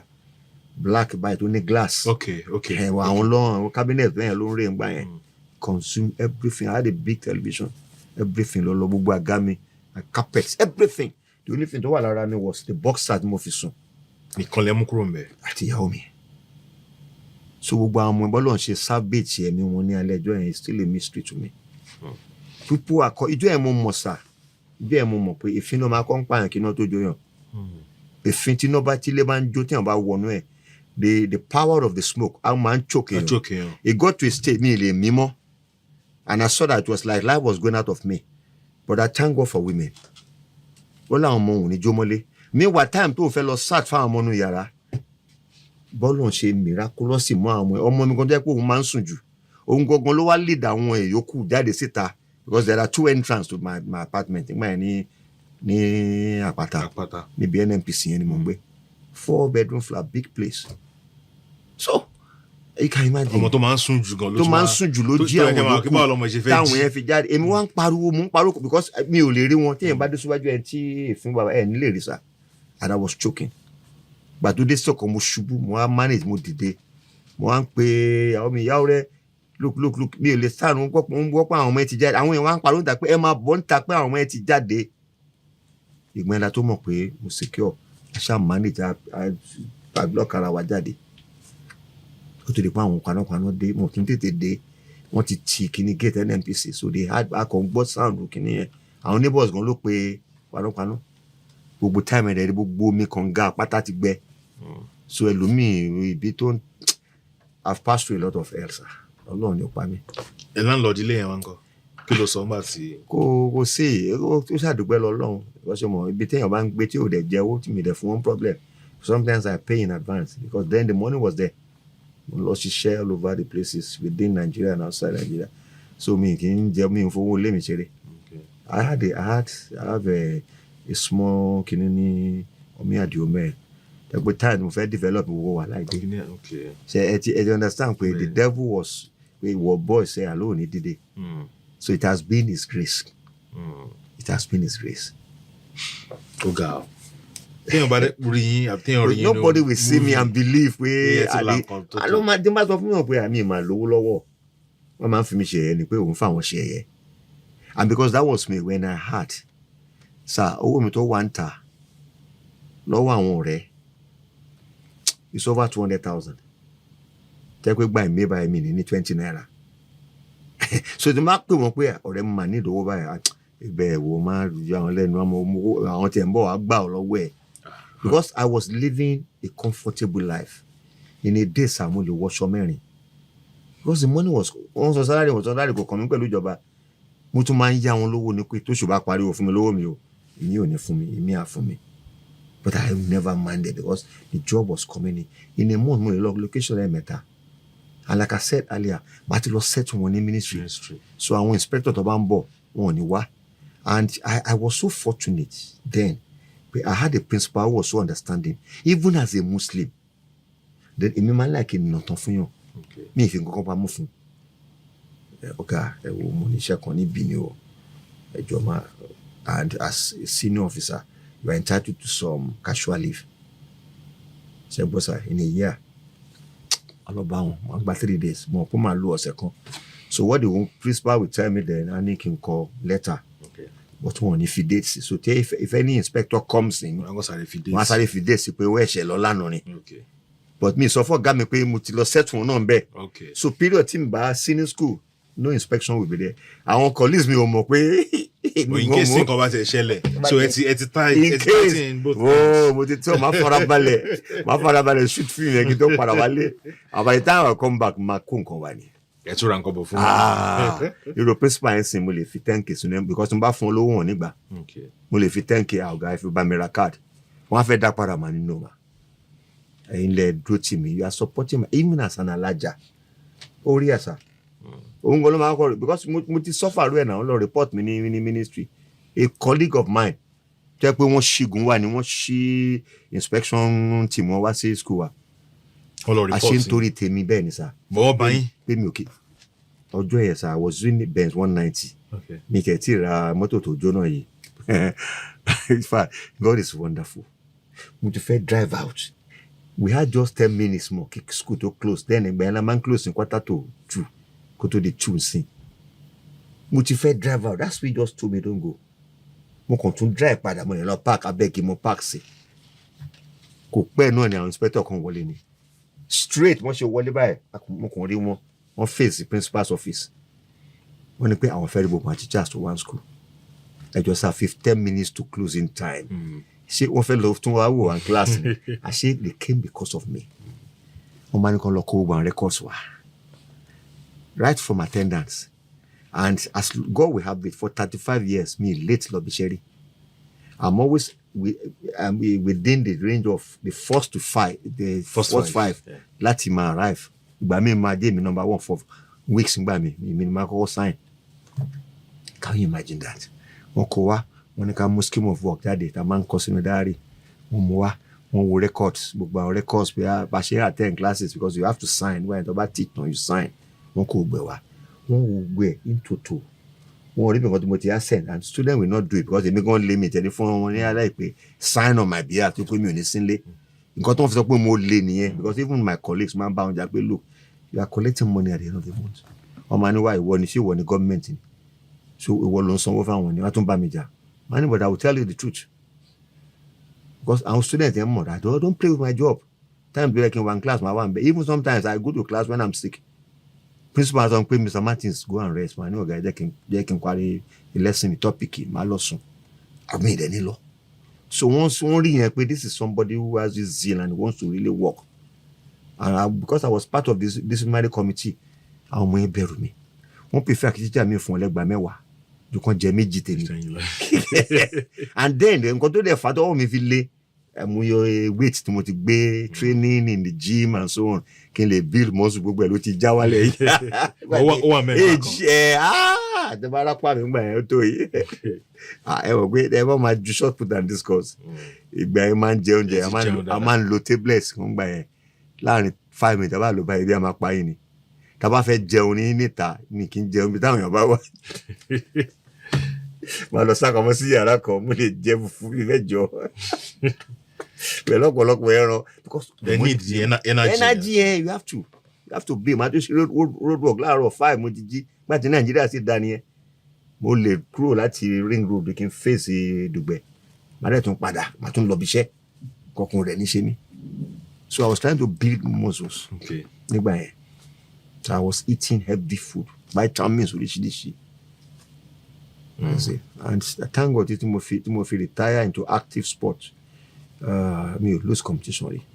So mo fi train am, and even when I was kó tó wá lè mi pé gbogbo schools mo ti teach as their coach ní ma kọ́ wọn football, we were always winning laurels, trophies and so on. Tí mo bá ti kúrò school yẹn sport adé kú. Ìgbà tó fẹ́ gbé mi láti Ansarudeen, because mo dé Ansarudeen báyìí àwa la gba Principal's Cup, a tún wá gba Ọ̀yọ́ State Cup. Nígbà yẹn 2 cups when I came there. Màá ti jí dé school ní 5:30. Wọn bí student náà dàkó late. Pé kò ní wá fún training. Màá dẹ̀ train títí wọ bí 7:30. Màá ní okay go and kán lọ dress up, kán prepare láti lọ assembly, kán dẹ̀ lọ class fún mi. Ìfẹ́ kí class di wọn lọ́wọ́. Tàbá dín close gbàdà báyìí àtún lọ field inú òrùn. Mi dẹ̀ sọ pé do like this. Nǹkan tó ti bá fẹ́ kán ṣe mi náà máa bá wọn ṣe. So wọn kì í mọ bí tí energy yẹn ti wá. So that was why the whole thing. So my victimization yẹn why I was shocked. So ẹ máa ń jẹ́ victim ní gbogbo. A lot of victim of envy. Yes. Kí o tó rí pé mo discover pé èèyàn ló lọ sọ fáwọn inspectors tó wá, because at the end of the day, sorry, I have to conclude that there's utterance. I mean that's happening. Ìkànnù wọn tó jẹ́ bí PS ó wá pè mí sẹ́gbẹ̀ẹ́. Ó ní Mr. Martins, we know you. We've heard so much about you that you are hardworking. Muni, thank you, sir. Muni, but reports came to us that you have not been attending classes. But what we have seen now is different from what you have seen. One with time book. One go back to the time book. One the book was your job continue absent. But the why we did the bracket of 1st to 5th every day. One will scheme of work. Okay. Nǹkan tí mo dẹ̀ ń kọ́ tó wà lórí lesson note mi náà ló wà lórí kìíní, so kì í ṣe pé mo skip topic kan mo wá gbé. Can you imagine that? Wọ́n á sọ pé sir, the report came pé so I have to be very careful. The man opened up to me sir pé that report came from this school. Kò kàn lè dárúkọ ẹni yẹn fún mi, but later 2 weeks after àṣírí ẹni yẹn tú. Ẹmọ ẹni yẹn. Mo lọ bá ní. Mo ní so òfin pé tó ń bá tíṣẹ́ bá bọ́ lọ́wọ́ mi máa kú. Tí bí wọ́n ló ń jókòó ti salary. I will survive without the salary. More than any salary me fún ẹ. You can never be me. Kò lè sọ̀rọ̀ sá. Kò lè deny. ó fi kíní ni ó ní kì í ṣe bẹ́ẹ̀ yẹn òun kọ́ mo ní ó sì jẹ́wọ́ tí wàá jẹ́ mi. So you can imagine those series of attacks that have come my way. Tí àwọn ní fíìmù yẹn kọ́ tí wọ́n sọ pé 400,000 lè máa ń gbà. That's what I'm saying. So ọjọ́ kan bọ́lọ̀ ṣe máa vindicate me, sir. I had a call from Abuja. So we need you for a production and so on and so forth. Are you Abel Martins money? Yes. So we got your number from this other person. We know, okay, money. So what do you want me to do?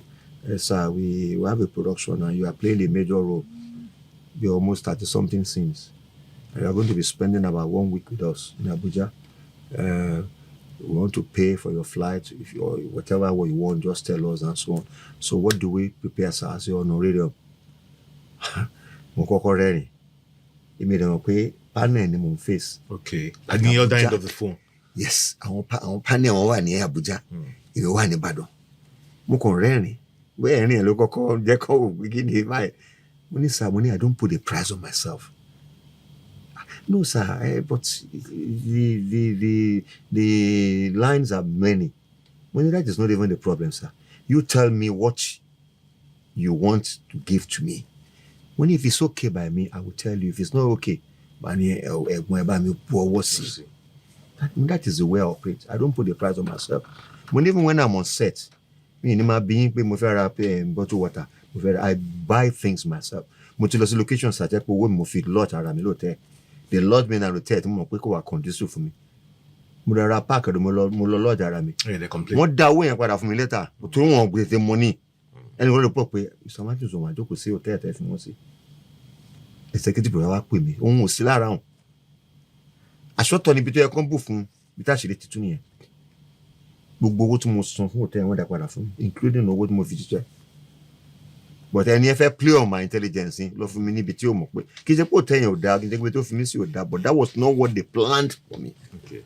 So nígbà tí mo sọ wọ́n dribble mi wọ́n rí pé mi ò come down to what they expected to hear. Wọ́n ní we'll call you back, sir. Mo dẹ̀ pa phone. Ìyàwó mo was even asking pé ẹ bá sọ fún wọn mo ní mi ní sọ wọn kan mo ní mi ń ṣe mo ní you know me now I don't do it. Aṣọ máa pè yín báyìí mo ní tó bá jẹ́ iṣẹ́ mi mo lómi téèyàn máa mú ní ṣọ̀kan jáyọ̀. I told you. Could to be 20 minutes after they call back. All right, sir, we know what to do. This is what we are going to offer you, sir. We are going to pay the tickets and so on. We'll send the money to you. Depends on the flight. About do whatever. Once that's on fly for me, it may have road. You can tell us the flight. Yeah, me sorrow. Me say welcome. What I did was that I said long back, but mo kàn gbé taxi ni mo charter taxi and you know the money was good there. Mo charter taxi mo wá lọ pàdé wọn mi tó tún máa pàdé mi. Okay. So bẹ́ẹ̀ fly ṣe bá in fact mo ṣe escape here, but at least I was able to register and disabuse those information tó ń gbọ́ nípa mi pé I'm expensive. Nígbà tí mo wà ń set náà mi ní wọ́n lára unlike some actors ọmọ ń bá producer fagun ni. Àwọn kan wà jẹ́ pé even the so-called producers and so on wọ́n ti blacklist wọn pé wọ́n mọ́ fún production. Èmi àgbàṣẹ́ a park mọ́tò ẹ̀ sí location a dẹ̀ lọ location mi. A park mọ́tò sí location kan. Location kan ó ti gbowó a park pé. So wọ́n á máa rí mọ́tò ẹ̀. Wọ́n á rí pé wọ́n ló wà round wọ́n á máa pé phone àti wà switch off. Ó dẹ̀ ti lọ ṣiṣẹ́ pẹ̀lú. Lọ ṣiṣẹ́ pẹ̀lú mi. Wo àwọn kìíní ẹ̀ wrong na morally. My brother they do it a lot. Mo mọ̀. A lot of them yẹ pé ń sin báyìí wọ́n relevant more in the film industry because wọ́n deceive producers now. So àwọn ènìyàn tó wá producers ẹ̀ wọ́n ti marketers wọ́n ti mọ̀ wọ́n pọ̀ pé this man must not be in my film. Although it's good pé but àwọn ò ní pé torí wàhálà ló máa ń fáwọn set. Wọ́n lè máa shoot lọ kó gba call kó ní I have an emergency I have to go and attend and to wà ní set. So those are the kind of things, the kind of ways I won't live. Tell me only buy like that because I'm not used to it.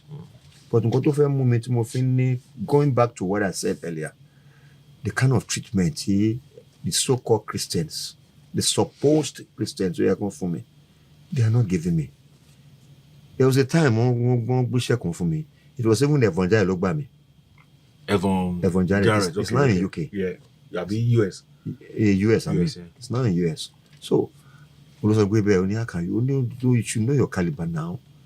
You should not be offering this kind of thing. Tell them you can't take it. Olúgbàmílẹ̀ o.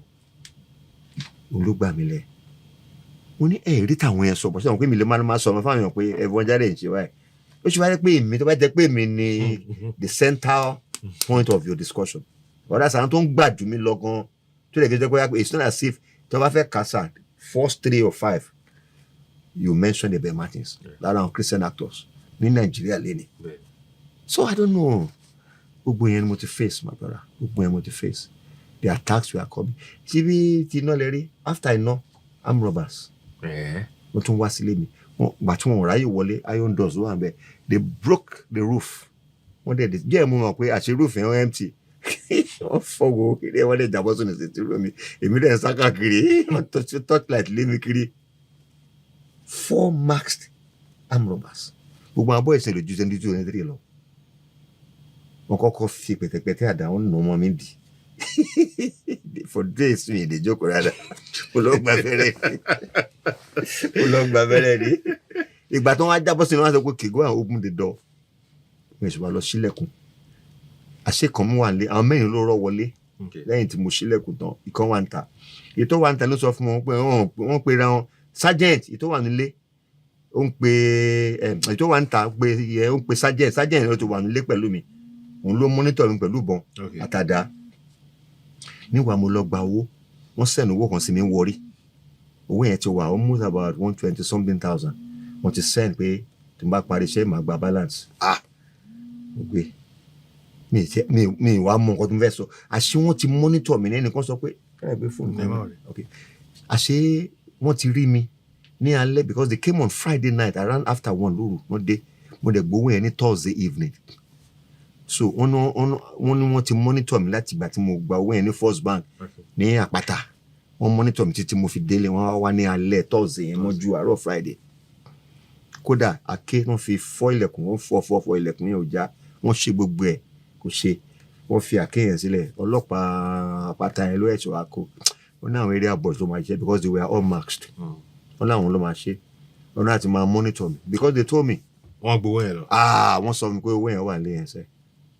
So wọ́n mì pé títí ilẹ̀ fi ṣú wọ́n rí pé mi ò jáde. Mo ṣàkówó mi nígbà tí èèyàn mi expect pé anything lè ṣẹlẹ̀ ibẹ̀ máa ń fàbà kówó sígbà mi. Mo kàn lọ ju owó yẹn sínú báàgì yẹn gun àbọ̀dá báàgì ní Owerri nígbà tí mo lọ ṣiṣẹ́ kan lówèrè wọn ẹ̀. Mo kàn ju owó yẹn síbẹ̀ pé kó di the following day. Pàdé mo pe producer kan sọ pé owó tẹ sẹ́ǹsì mi àwọn big boys gbà ó. Ó ní what?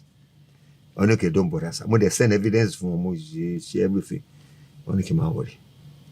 Wọ́n dẹ̀ tún send owó mi sí mi because they had mo ní mi tí ẹ̀ ní call mo ní mi ní mo fẹ́ pé wọ́n ti mú fóònù mi lọ. Ìgbà yẹn máa ń lo àwọn expensive phones torí tí wọ́n fi reduce mi ra expensive phones mo pé ẹ̀ ti gẹ́ ẹ̀kọ́ tó mo sọ so àtìgbà yẹn Atlantic mo àti ikú tó wá dùn mí lè pé mo wá ní laptop HP wọ́n ẹ̀ṣẹ̀ gba ministry ló fún wa ó fáwọn senior people wọ́n máa ń yọ owó yẹn every month láti salary wa brand new HP computer wọ́n gbé lọ àmì laptop wọ́n gbé lọ wọ́n palẹ̀ mọ́ purse mi tí ID card mi wà ń bẹ̀ my UBA ID card my First Bank ID card ó wà ń bẹ̀ wọ́n kó lọ so gbogbo yẹn ló yẹ kí n lọ kọ statement mo dẹ̀ lọ block line ní bank the following day that was on the Friday morning nígbà tí ilẹ̀ mọ́ gbogbo àdúgbò tí it's good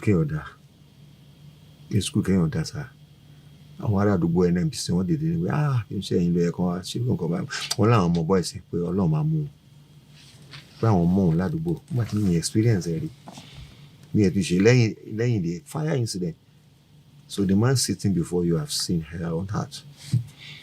Ẹ fi bẹ́ẹ̀ act mọ́ Christian movies. Mo ask sir bóyá kí n bá lè kọ orúkọ fún yín ẹ rí lórí YouTube kò ń ṣe ni pé àlẹ́ posters mọ́ nǹkan tó ṣẹlẹ̀ nìyẹn but there are films that are now on YouTube. Yes. The star. From beginning to the end sir. The professionals. Mo wà ńbẹ̀. Dark moments. Mo wà ńbẹ̀. Dark light. Mo wà ńbẹ̀. Never too late. Mo wà ńbẹ̀. Bishop of the big shops. Bishop of the big shops. Big shops, yes.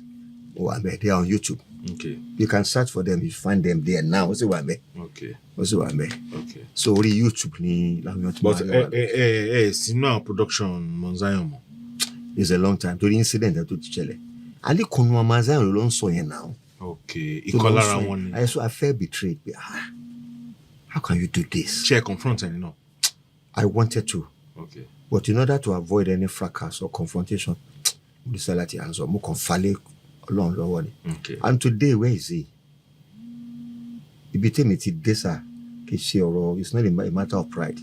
Only my debate Jesus every day. And it's not better than anything. But small did I cursed him.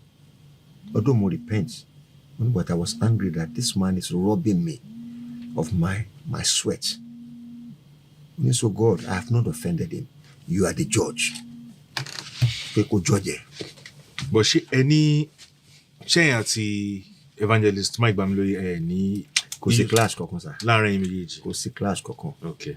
But ó dàbí ni pé àwọn ideologies wọn kan wà tẹ́ tí mi ò accept. Bí àwọn wo bí mélòó. Bírú èèyàn ló ti ṣe fún ẹlòmíì. Ṣé gbogbo èèyàn ló jẹ́ kí n sá sẹ́yìn díẹ̀.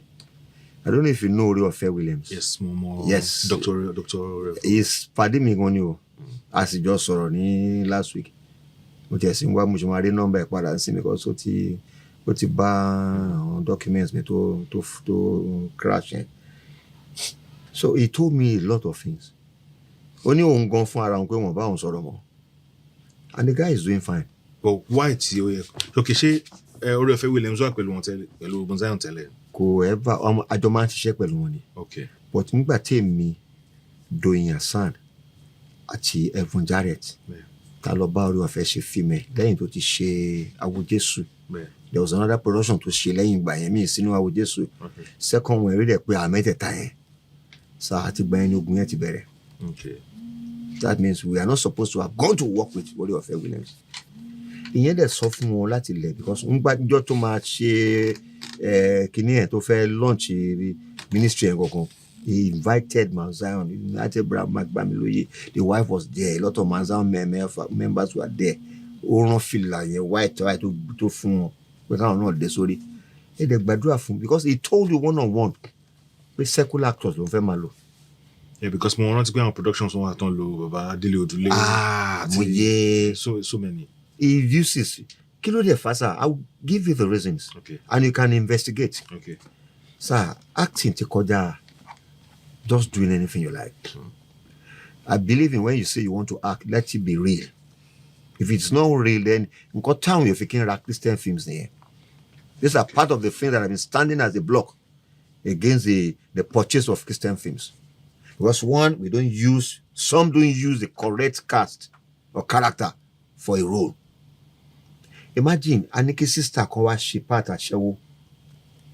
Are you listening to me, sir? Yes, sir. Kó wá ṣe part aṣẹ́wó. Ó ní ó lè wọ miniskirt. Meanwhile, in reality, ó ní bá aṣẹ́wó ṣe yẹ kó dress. Ó yẹ kó dress, yes. I paint lips there. I'm a jẹ chingom. I gbé bags ẹgbẹ́ àti gbogbo ẹ̀. A smoke tó bá yẹ kí. Yes, àti ó lè máa smoke. Yes, ó tẹ̀ lè mú dání but ìyẹn ò tẹ̀ wá sínú script. Okay. But ẹ jọra mi ò lè expose ẹsẹ̀ mi ò kíní kan. Wọ́n á pè eléyìí ò ṣetán àti act o. Ò ti ṣetán àti act. And that's why Christian films are not selling as the secular films. It's not as if I'm in support of some things they do there. Yeah. I want more beer openly. We will not do that. But we can improvise beer. The tó bá fẹ́ mu stout, a lè raw stout, a lè raw malt. Sooner it go stout. Kì í ṣe gbogbo àwọn tó ń ṣe secular náà ló ń mu beer. And that is it. Wọ́n máa ń fake, yes. Yes. Ìgbà míì, ẹ̀bùn jáde ti ṣe fíìmù wọ́n jẹ́ pé wọ́n tan sìgá, wọ́n dẹ̀ gbé sórí kíní cigarette stop. Wọ́n gbé sí kíní ẹ̀ báyìí. Kò dẹ̀ fọ́ ọkùnrin fínkàn yọ ńbẹ̀ wọ́n register ẹ̀ pé mo nǹkan smoke kò fi sẹ́nu wọ́n register pé mu beer kò mú wọ́n mú ọtí one of this line wọ́n rọ sínú ìgò hot. So these are the ways you can beat because people want to watch reality. Blood on the altar, sir. But I was a husband to Sister Gloria. It became one to seize phone me to get more information. Or gbogbo atrocities tí mo ti ṣe nu role yẹn nu film yẹn ni o phone yẹn wá ó wá mú phone yẹn ó là mọ́lẹ̀ so that kìíní gbogbo kìíní á fọ́, and instead of kí n gbá òun létí as the script signifies, mo wá gbá ògiri gbà. Mike nínú right, we are not going to shoot that scene. Slap my wife. So apá mi rọ. Pé kẹ́ gbá yàwó àwọn létí. I know you can imagine that, sir. Yeah. You know ọwọ́ mi wọ ha ni. Ṣé wàá gbà sá? Mo láti gbà o. Ẹ gbá gidi. Yeah. Mo gbá wọn bọ̀tẹ̀ kan ni. I said let's make it a straight take. There's something we call a straight take. Kò ní sí take 2, kò ní sí take 3. So camera has been on all low. They had to. Sunday Ogunyemi, I don't know if you know. Yes, àwọn ló máa ń shoot àwọn films. Now me mo ọdún ṣẹlẹ̀. Sunday just phased out of the camera this year. Àwọn kan ní I don't know bí a kò fẹ́ ya film money, but it was a very good DOP. Ó ti shoot àìmọye films, secular films, Christian films. So òun gan ló sọ pé we will take a straight take, but ọwọ́ mi láti ní contact pẹ̀lú etí wọn. Sound ẹlẹ́yìn láti wọ microphone. Sound di etí. Yes. Lè improvise ni kẹ́. Kò ṣe improvise, kò ṣe improvise. If I can do that, then that is the way it's supposed to be done. A máa ń ṣe ní locations, tó máa gba yín lẹ́sẹ̀ tẹ́ máa ṣubú. Mo rántí Torrance of Soweto. Wole Soyinka directed the film. It was a stage production. So wọ́n really nà mí. I was kicked. Pẹ̀lú àwọn Olúmídé Bákàrè ẹ̀. Àwọn Ìbàdàn mi láti ṣe rehearsal, but Èkó láti lọ shoot ẹ̀. Wole Soyinka was one of the directors. Olarotimi was one of the directors. I was playing the role of an apartheid policeman, white. Okay. So we were showing bitterness against the blacks. And no, so ngba to ba wa no. I will not descend lẹ́yìn lórí. And having Olarotimi and Professor Wole Soyinka on the same production. On the same production, you can imagine that. So kò ní sí improvisation. No, kò sí. Straight kini ni. Wọ́n kick, wọ́n gbá mi lẹ́gbẹ̀ẹ́. Although it may not be the impact will not be so hard. But pé any touch yẹn wà. You know, I didn't fake nǹkan kan báyìí. In so many production why they can put this baba asale and wule. We went to Rob. Kolon for Kemo. He was a very good brother of mine. Kola Olawi. Oh, okay. Olo handle production here. He wanted somebody that one has a name and that two told him interpret role here. So somebody gave him my name in Abekuta. They nearly name him when yes, sir. But he knows Idowu Animashaun. Okay. He will want to Kunsi. She's gone. Èmi àti wọn náà invite ní Ìbàdàn. Others came from Abẹ́òkúta, Èkó fún production yẹn. Àṣírí Arúfin ni title film yẹn. Okay. Wọ́n ṣe ní Kútọ̀. Wọ́n shoot ẹ̀ ní Kútọ̀. I mean, wọ́n ṣe ní show ẹ̀ ní Kútọ̀. But they could not release the master tape because pastor ló ní production yẹn gangan. He got that message, inspiration from the Spirit of God. Láti show ẹ̀. So mo èmi gan wá pick from that role. Okay. And Kola paid well. Imagine some for me. He loved us well. He paid well. Yes. Why would you have shoot this particular role? It was supposed to be a straight take. Camera ti wà nínú igbó. Camera máa dó sínú igbó so ẹ lè mọ̀ pé wọ́n shoot. Meanwhile, the way tí mo fi corner mọ́tò ta fẹ́ snatch owó lọ́wọ́ ẹni tó gba owó tí lọ gbowó bank àti ti get information yẹn. Ìbọn gidi ló wà lọ́wọ́ mi sá. Mo gbé bullet kọrùn báyìí. I'm talking about real bullets. Tẹ́ gbà lọ́wọ́ ọlọ́pàá. Àwọn ọlọ́pàá ló kọ fún wa. Commissioner Kola Olawiye could reach anybody. Ó gba ìbọn yẹn fún wa. Wọ́n register the only thing ni pé wọ́n make sure pé ọta kọkùn sínú cartridge. Okay.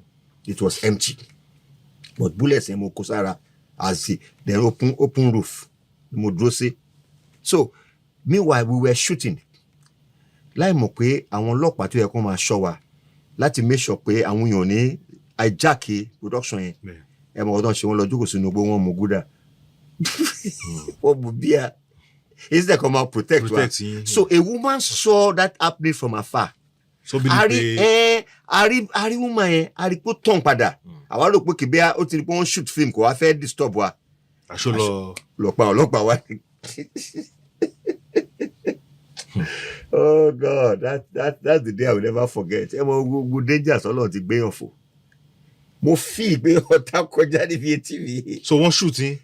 They were shoot directly. Okay. But one shoot, but èmi ti dó so the roof mọ́tò. Okay. Check bossa. At the corner ẹni àti gbowó yẹn. The way I played that role, there about mom say man, I'm drunk. You are a chain person. I'm a put shady. Tá a bá dẹ̀ ṣe dáadáa sá. Àwọn public náà máa complain pé kò play role yẹn dáadáa because you have to be hard.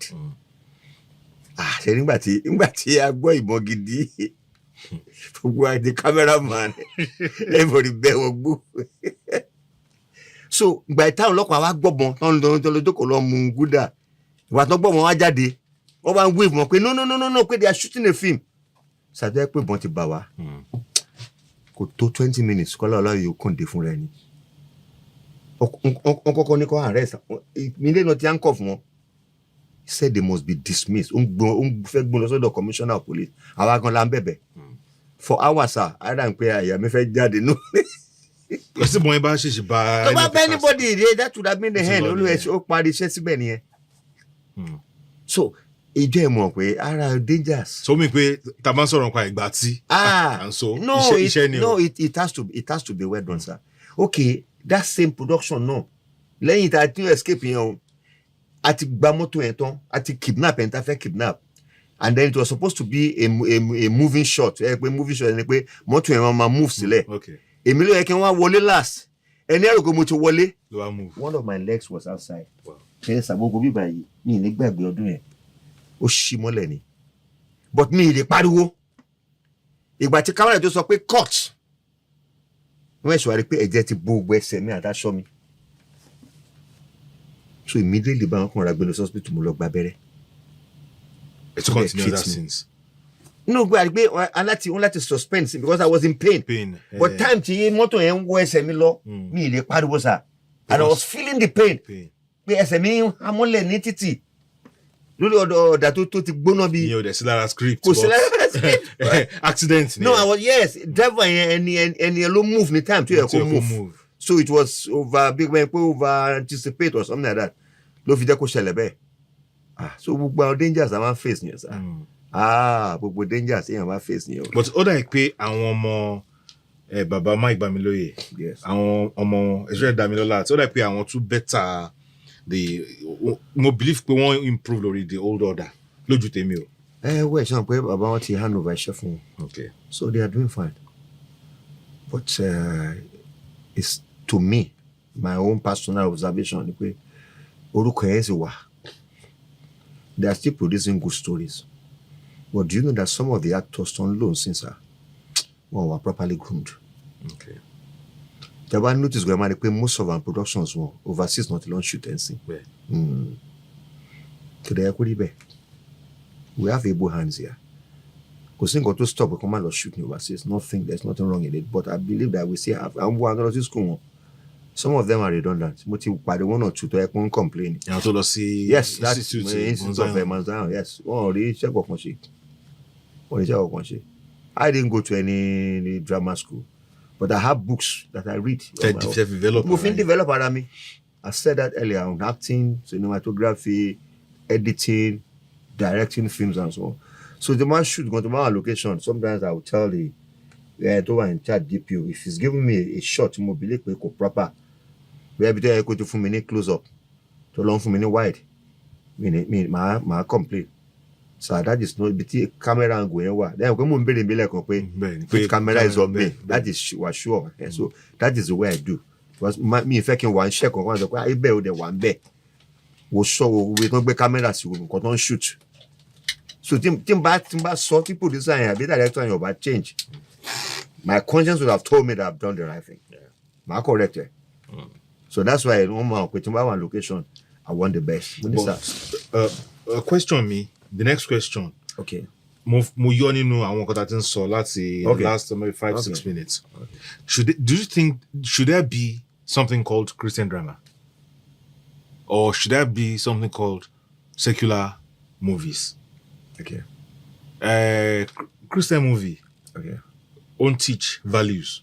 Yes. Won't teach cower upright. Okay. Maybe.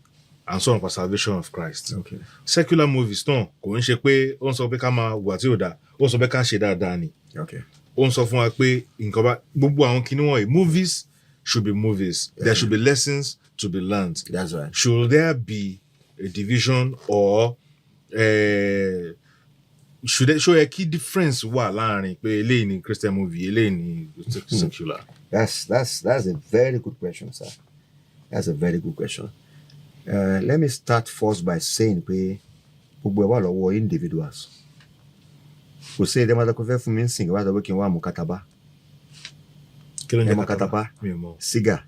Okay. Cuban cigar. Yes. Okay. Or tẹ́ wá ní kí n mú pipe. Bóyá mo lè gbé sẹ́nu but mi ní tọ́nà sí. Okay. I understand what mo sọ.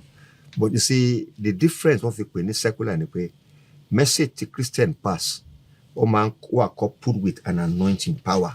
Okay. To expose the work of darkness. Okay. Àwọn solution there wà fún exposition yẹn. But in the secular, they talk about these evil things, but they themselves are doing the evil things. Okay. Ẹ ti get what mo sọ. Okay. Ìyẹn ló fi jẹ́ pé difference wà ń bẹ̀. For example now, you are playing the role of a person tó níyàwó. Okay, the Christian, this thing talks about where you must not have more than one wife. One man, one wife. I get it. Tí Christian tó bá handle reproduction bẹ́ẹ̀, a fẹ́ ṣe ní one man, one wife lóòótọ́, but tí secular yẹn bá kúrò lórí set, it's no more than one man, one wife. Òun yẹn wọ́n á ń free, wọ́n á ń gbóbìnrin lọ sí location. I get what mo sọ. But no Christian will dare to do that. Okay. Tó bá tiẹ̀ mu bíà, kò ní mu níbi táwọn èèyàn wà. I get it. But our Muslims, I mean, I'm Muslim. Àwọn secular, they can do anything. Wọ́n kíá. Bóyá wọ́n máa mu sìgá wọn lọ. Àwọn believe pé báwọn ṣe yẹ kán act nìyẹn to make them look worse. But there are other ways you can do it without you getting completely or 100% involved in that act. So man, they say that at the end of the day, to look at who are backed up spiritually, no matter if attacks. Okay. There are trend of things. They attacks on people. Attacks on what? They are revealing the truth, but they are not spiritually backed up. I want to reveal truth, but we are spiritually backed up. So tí àwọn fàyẹn bá ń wá, Ọlọ́run á mọ̀ bó ṣe máa stop it. Okay. To get it. I cannot be telling you don't drink. Èmi gan fúnra mi mo ní pálí ọtí nulẹ̀. So what am I preaching? I'm not preaching the right thing. So that is the difference. But apart from that, these are people who will interpret the role the way you want it, the way it should be. And look at those Igbo guys now. Àmọye Christians, àmọye pastors who are around. Those Igbo guys. Don't say Igbo films, although in English. Yeah. A lot of them are pastors. But tó bá fẹ́ play role, wọ́n jẹ́ kí role yẹn tó bá fẹ́ bad, wọ́n bad délẹ̀. Ẹ̀yin gbọ́n wọn sọ pé ẹ̀ sọ pé pastor ni bàbá ẹ̀. Tí o bá ti the stage yẹn sẹ́yìn ní o ti heart. You must get to that stage where you can say, yes, this man is really brutal because of the role he's playing. But nǹkan tó wá ń fẹ́ mi concern sí ni pé some of them ti go haywire in the area of trying to make money and fame. Okay. I to get it, sir. Okay. Bí pé mo láti lókìkí gan-an. Wọ́n tójú bọ̀ nǹkan tó yẹ kán tójú bọ̀. And I believe that nobody signs a treaty with the devil and goes scot-free. It may be fine initially. Things will be working out the way you want. But aftermath, okay, da. Finally, sir. Yes. Kí ni nǹkan tí ẹ rò pé Christian movie? Yes. Mi ò mọ̀ bóyá a lè pè ní industry. Yeah. But Christian movie kí lẹ rò pé wọ́n lè ṣe kí wọ́n fi ní acceptance. Not necessarily competition. Okay. Láàárín àwọn or ẹ̀yin àti àwọn tó ń ṣe secular. Okay. But tó jẹ́ pé ọjọ́ tó máa fi secular sórí online, tó ń fi Christian movie sí online, people can just even kò ní sí difference wọ́n pé jẹ́ kí n wo eléyìí kì í mo enjoy eléyìí náà. Because out of 10 àwọn èèyàn tend láti pick 8 even for Christians. Yes. Christian no, I pick secular 8 times over Christian movie. Kò mọ́tà pọ̀ nǹkan jẹ́ Christian fúnra ẹ̀. Okay. So kí ni àwọn tó ń ṣe Christian movies yẹ kàn ṣe? Sir, I'm very happy for that question, Abara. Very, very happy. Nǹkan tó yẹ ká ṣe pọ̀. Irú ẹ̀ ni mo give example. Ladies wọn ní pé kó wá ṣe part aṣẹ́wó. Tó lóun ò lè wọ skirt tó kéré. Òun ò lè gbé wig sórí. Òun ò lè paint ojú òun. This is where we're having problems. Ṣé sir, orientation wa láti ilẹ̀ ló ti wọ́. Orientation kan tó fi pilẹ̀ this Christian productions òun ló ti wọ́. Okay sir, how do you describe this scenario? Mo máa ń sọ fún àwọn ọmọ ní kí ṣe bó kàn ní 500,000 kó wá pé location. Film ti sún kọjá sir. The kind of cameras on loan scene. Anything less than magic, you know what I'm talking about. Black magic. Then you cannot go to anywhere. Because I want to live for any picture quality in here. But I've seen Christians today, sir. Tonsin low, kilo ko gboro yi. They are 32, I don't know what is the name. Panasonic in Baye. Alagbeko. Yeah. To shoot in 2024, 21st century, sir. No. Tell me, how would you compare that quality of the pictures to my work? Christian movie, let me fair portray you as a rich man. I work with Ben 200 Sinidi. I just show Baram. Ben 200. Realistic. At all. He let you enter portray as a very rich man. You know, Christian movie. In a Christian movie. I work on Gbe one city. They want to need plasma television. Want to be a gabi meta to find sebe. What is up on Sodiolo? We don't find time to look for good locations that befits the character of that person Tefeko play. That's where we're having problems. Come down to costumes. Ekun ololowo. Attire onwe láti jọ olówó. Ìrìnsí láti jọ olówó. The kind of things that my band no sitting room, that my band no motorway, all láti depict that character to play. But because Asha fe sáré ṣe film, because of ṣe film. In the name of Christian movie. Yes. Couldn't work better, sir. People will not buy it. I'm telling you the truth. People want to see reality, not anything fake.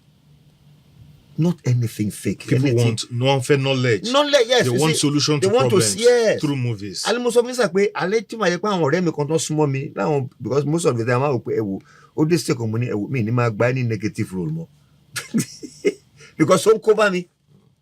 People will say, burugo. Èmi atun bu mi ton atun fún mi ní 20k kin fi ra epo sínú mọ́tò mi ngba e. Lẹ́yìn tó bá ti bu mi ton because of the role mo play. So timba play role yẹn dáadáa. Wọ́n ní give glory yẹn sí mi. Ani kò yẹ kó ṣe báyìí. But if you are giving me a bad role, be a kingpin and only, then there are cases where I have to change my voice. Sir. Although it was not easy. One gbé coffee at the tea telling me. I get it. Because if I want to be like them, I have to behave like them, talk like them. Hey boys, kí ló ń ṣẹlẹ̀. Ko mo ti change character. You try to be like them. You are not them. That's why acting is in the Bible. Jesus Christ is the Son of God, but he came in form of, it's God himself. He came in form of his son to achieve what he wants. Paul said the same thing. Only in order to win the Jews, I became like the Jews. Ezekiel the prophet was asked to marry an harlot for the purpose. Our instance of people in the Bible who have been actors, how would they more? So who can act? He was rich, but he became poor. So all along when he was walking the street of Jerusalem, he was walking as a pauper. As somebody who's poor, who came from a bad background. That was where the starting acted. Today, the Jews are still expecting their Messiah. But look at the way God brought him. In a manger, in a dirty place. So he came behaving, acting, playing a role that he is not in order to win people. He had to humble himself. That is it, sir. That is part of the acting. To one scripture. Make research. See. So you understand what I'm saying? So at least Paul. He said for him to win them. So more. So the man sitting before you, much Lord, then our guys ni molite. But don't in fibo, I fell witness for. And to buy them a lawsuit to be sir. Kitchen don't bad draw a layer colushu. Kitchen don't bad draw a layer maybe in a week. Kitchen that Sunday in Coloma Kababoe. Our met at Aloshe. We had to spend 3 solid days praying. She breaking at 6. No food, no water. But we survived it. Just at the man lost Simon, we went there, carry no Bible. Yeah, good Bible, Danny. Be anything. So you not even suspect that we are anything. And the wole Simon Lara. And the joke was like, because I'm okay, oh man, look strange. See, one will face you, what's up, say, I better. One penny, I better. Face you, what's up better. So one look strange. But I decided to dress like, fly, polo me, jeans, pelu, canvas, mutimura, petoba, dojuru, mamere. If you think this is you're going to come in there, mamere. But thank God, along by Shakusu. I will let you know we were talking. Hey, boys, can you share me by now? Hey, Jakadale, I will tell you. On the voice, I want to put them. More quick is your voice. One, you go and look voice. Change. So, me go think about movie. See where ọ̀gá àwọn ọmọọta. Okay. Tó ń sọ̀rọ̀ pé kí ló ń ṣẹlẹ̀. Kò ń ṣe kó ń sọ̀rọ̀ bẹ́ẹ̀. Èyí tí òun kò ń sọ̀rọ̀ boy drugs tó mú yẹn. Ló change the voice. So ẹni tó bá máa ṣerú role ẹ̀ náà gbọ́dọ̀. You have to be like them. Okay. So sir, kó tó di pé wọ́n realize pé we came to preach. But I say we were praying underneath. And pray, God. Wá ṣeré bí o. Ẹ̀yin lè rán wa ń ṣe ẹ̀dẹ̀ láti tì wá lẹ́yìn àná Ọlọ́run dẹ̀ tì wá lẹ́yìn. So I'm proud to say that 2 of those guys ta lọ bá àwọn yòókù ní ẹjọ́ ẹ kúrò mi jáde tí ọmọ pé àwọn oníwàásù ni ẹ kóra yín sọ̀rọ̀ jáde sọ̀rọ̀ because àbá sọ̀rọ̀ lè gbà wá létí àwọn èèyàn kan máa blame wa kékeré wà lọ síbẹ̀. Can you imagine the risk we took? The same risk ni Paul take now. Bí tó bá lé ẹni Ọlọ́run àdókò máa lọ Paul Adébẹ̀ because he was a radical for Christ. Paul Adébẹ̀ o kò mind bọ́n ṣe nà tó wọ́n jẹ fìyà jẹ tó ó di òpó yẹn mú ni sẹ́ẹ̀ pé láyé. Because he knew what he has done when he was just a nominal Christian. Don't pa Christians thinking he was fighting for God. No, pé òun ṣera wọn ni. So we got 2. Today they are pastors, sir. They are doing fine. You know about 10 of them. Don't want to enjoy. Achievement. So today sometimes when people stop me on the road, well, you did a very good job, sir. That was good. That was this. Because I'm be touching people, I'm touching lives. Some will appreciate, some will collect my account number, they will send something. This is for the ministry. Share my account number and phone number. They can provide it. Okay, 101. Bank only first. UBA. Yes. 101 27 3 Mary 3333 then 1. Whatever me to pay, that's very 101 27 33 again 33 1. Yes, that's 10. Account name Martin Abel. Yes, Abel. Martin Abel. Okay. UBA Dugbe. Okay, UBA. Yes. Okay. Phone number inko because I want to be. Okay. 070. Yes. 59 12 56 80. That's my Glow number. All right, sir. Numbers meji money kan fún money Glow money Airtel. Okay. But at times ma jẹ́ pé tí n bá ní data lórí Glow mi ma switch sí Airtel. Be akẹ́ pé méjèèjì so in case time I reach. Okay. 070. Yes. That's for Airtel. Yeah. 070 80 yes. 84 yes. 77 yes. 76. Okay. That's for my Airtel. Do I take it again? She can square it's great. As account number, you know. All right.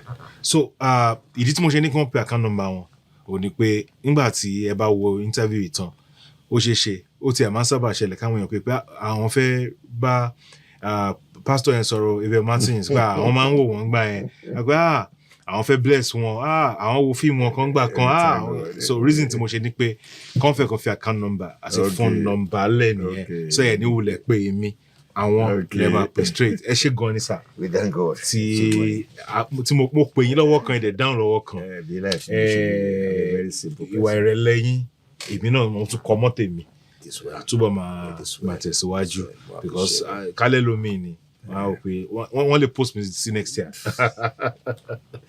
God bless you, sir. Thank you very, very much. Thank you, sir. Yes, sir.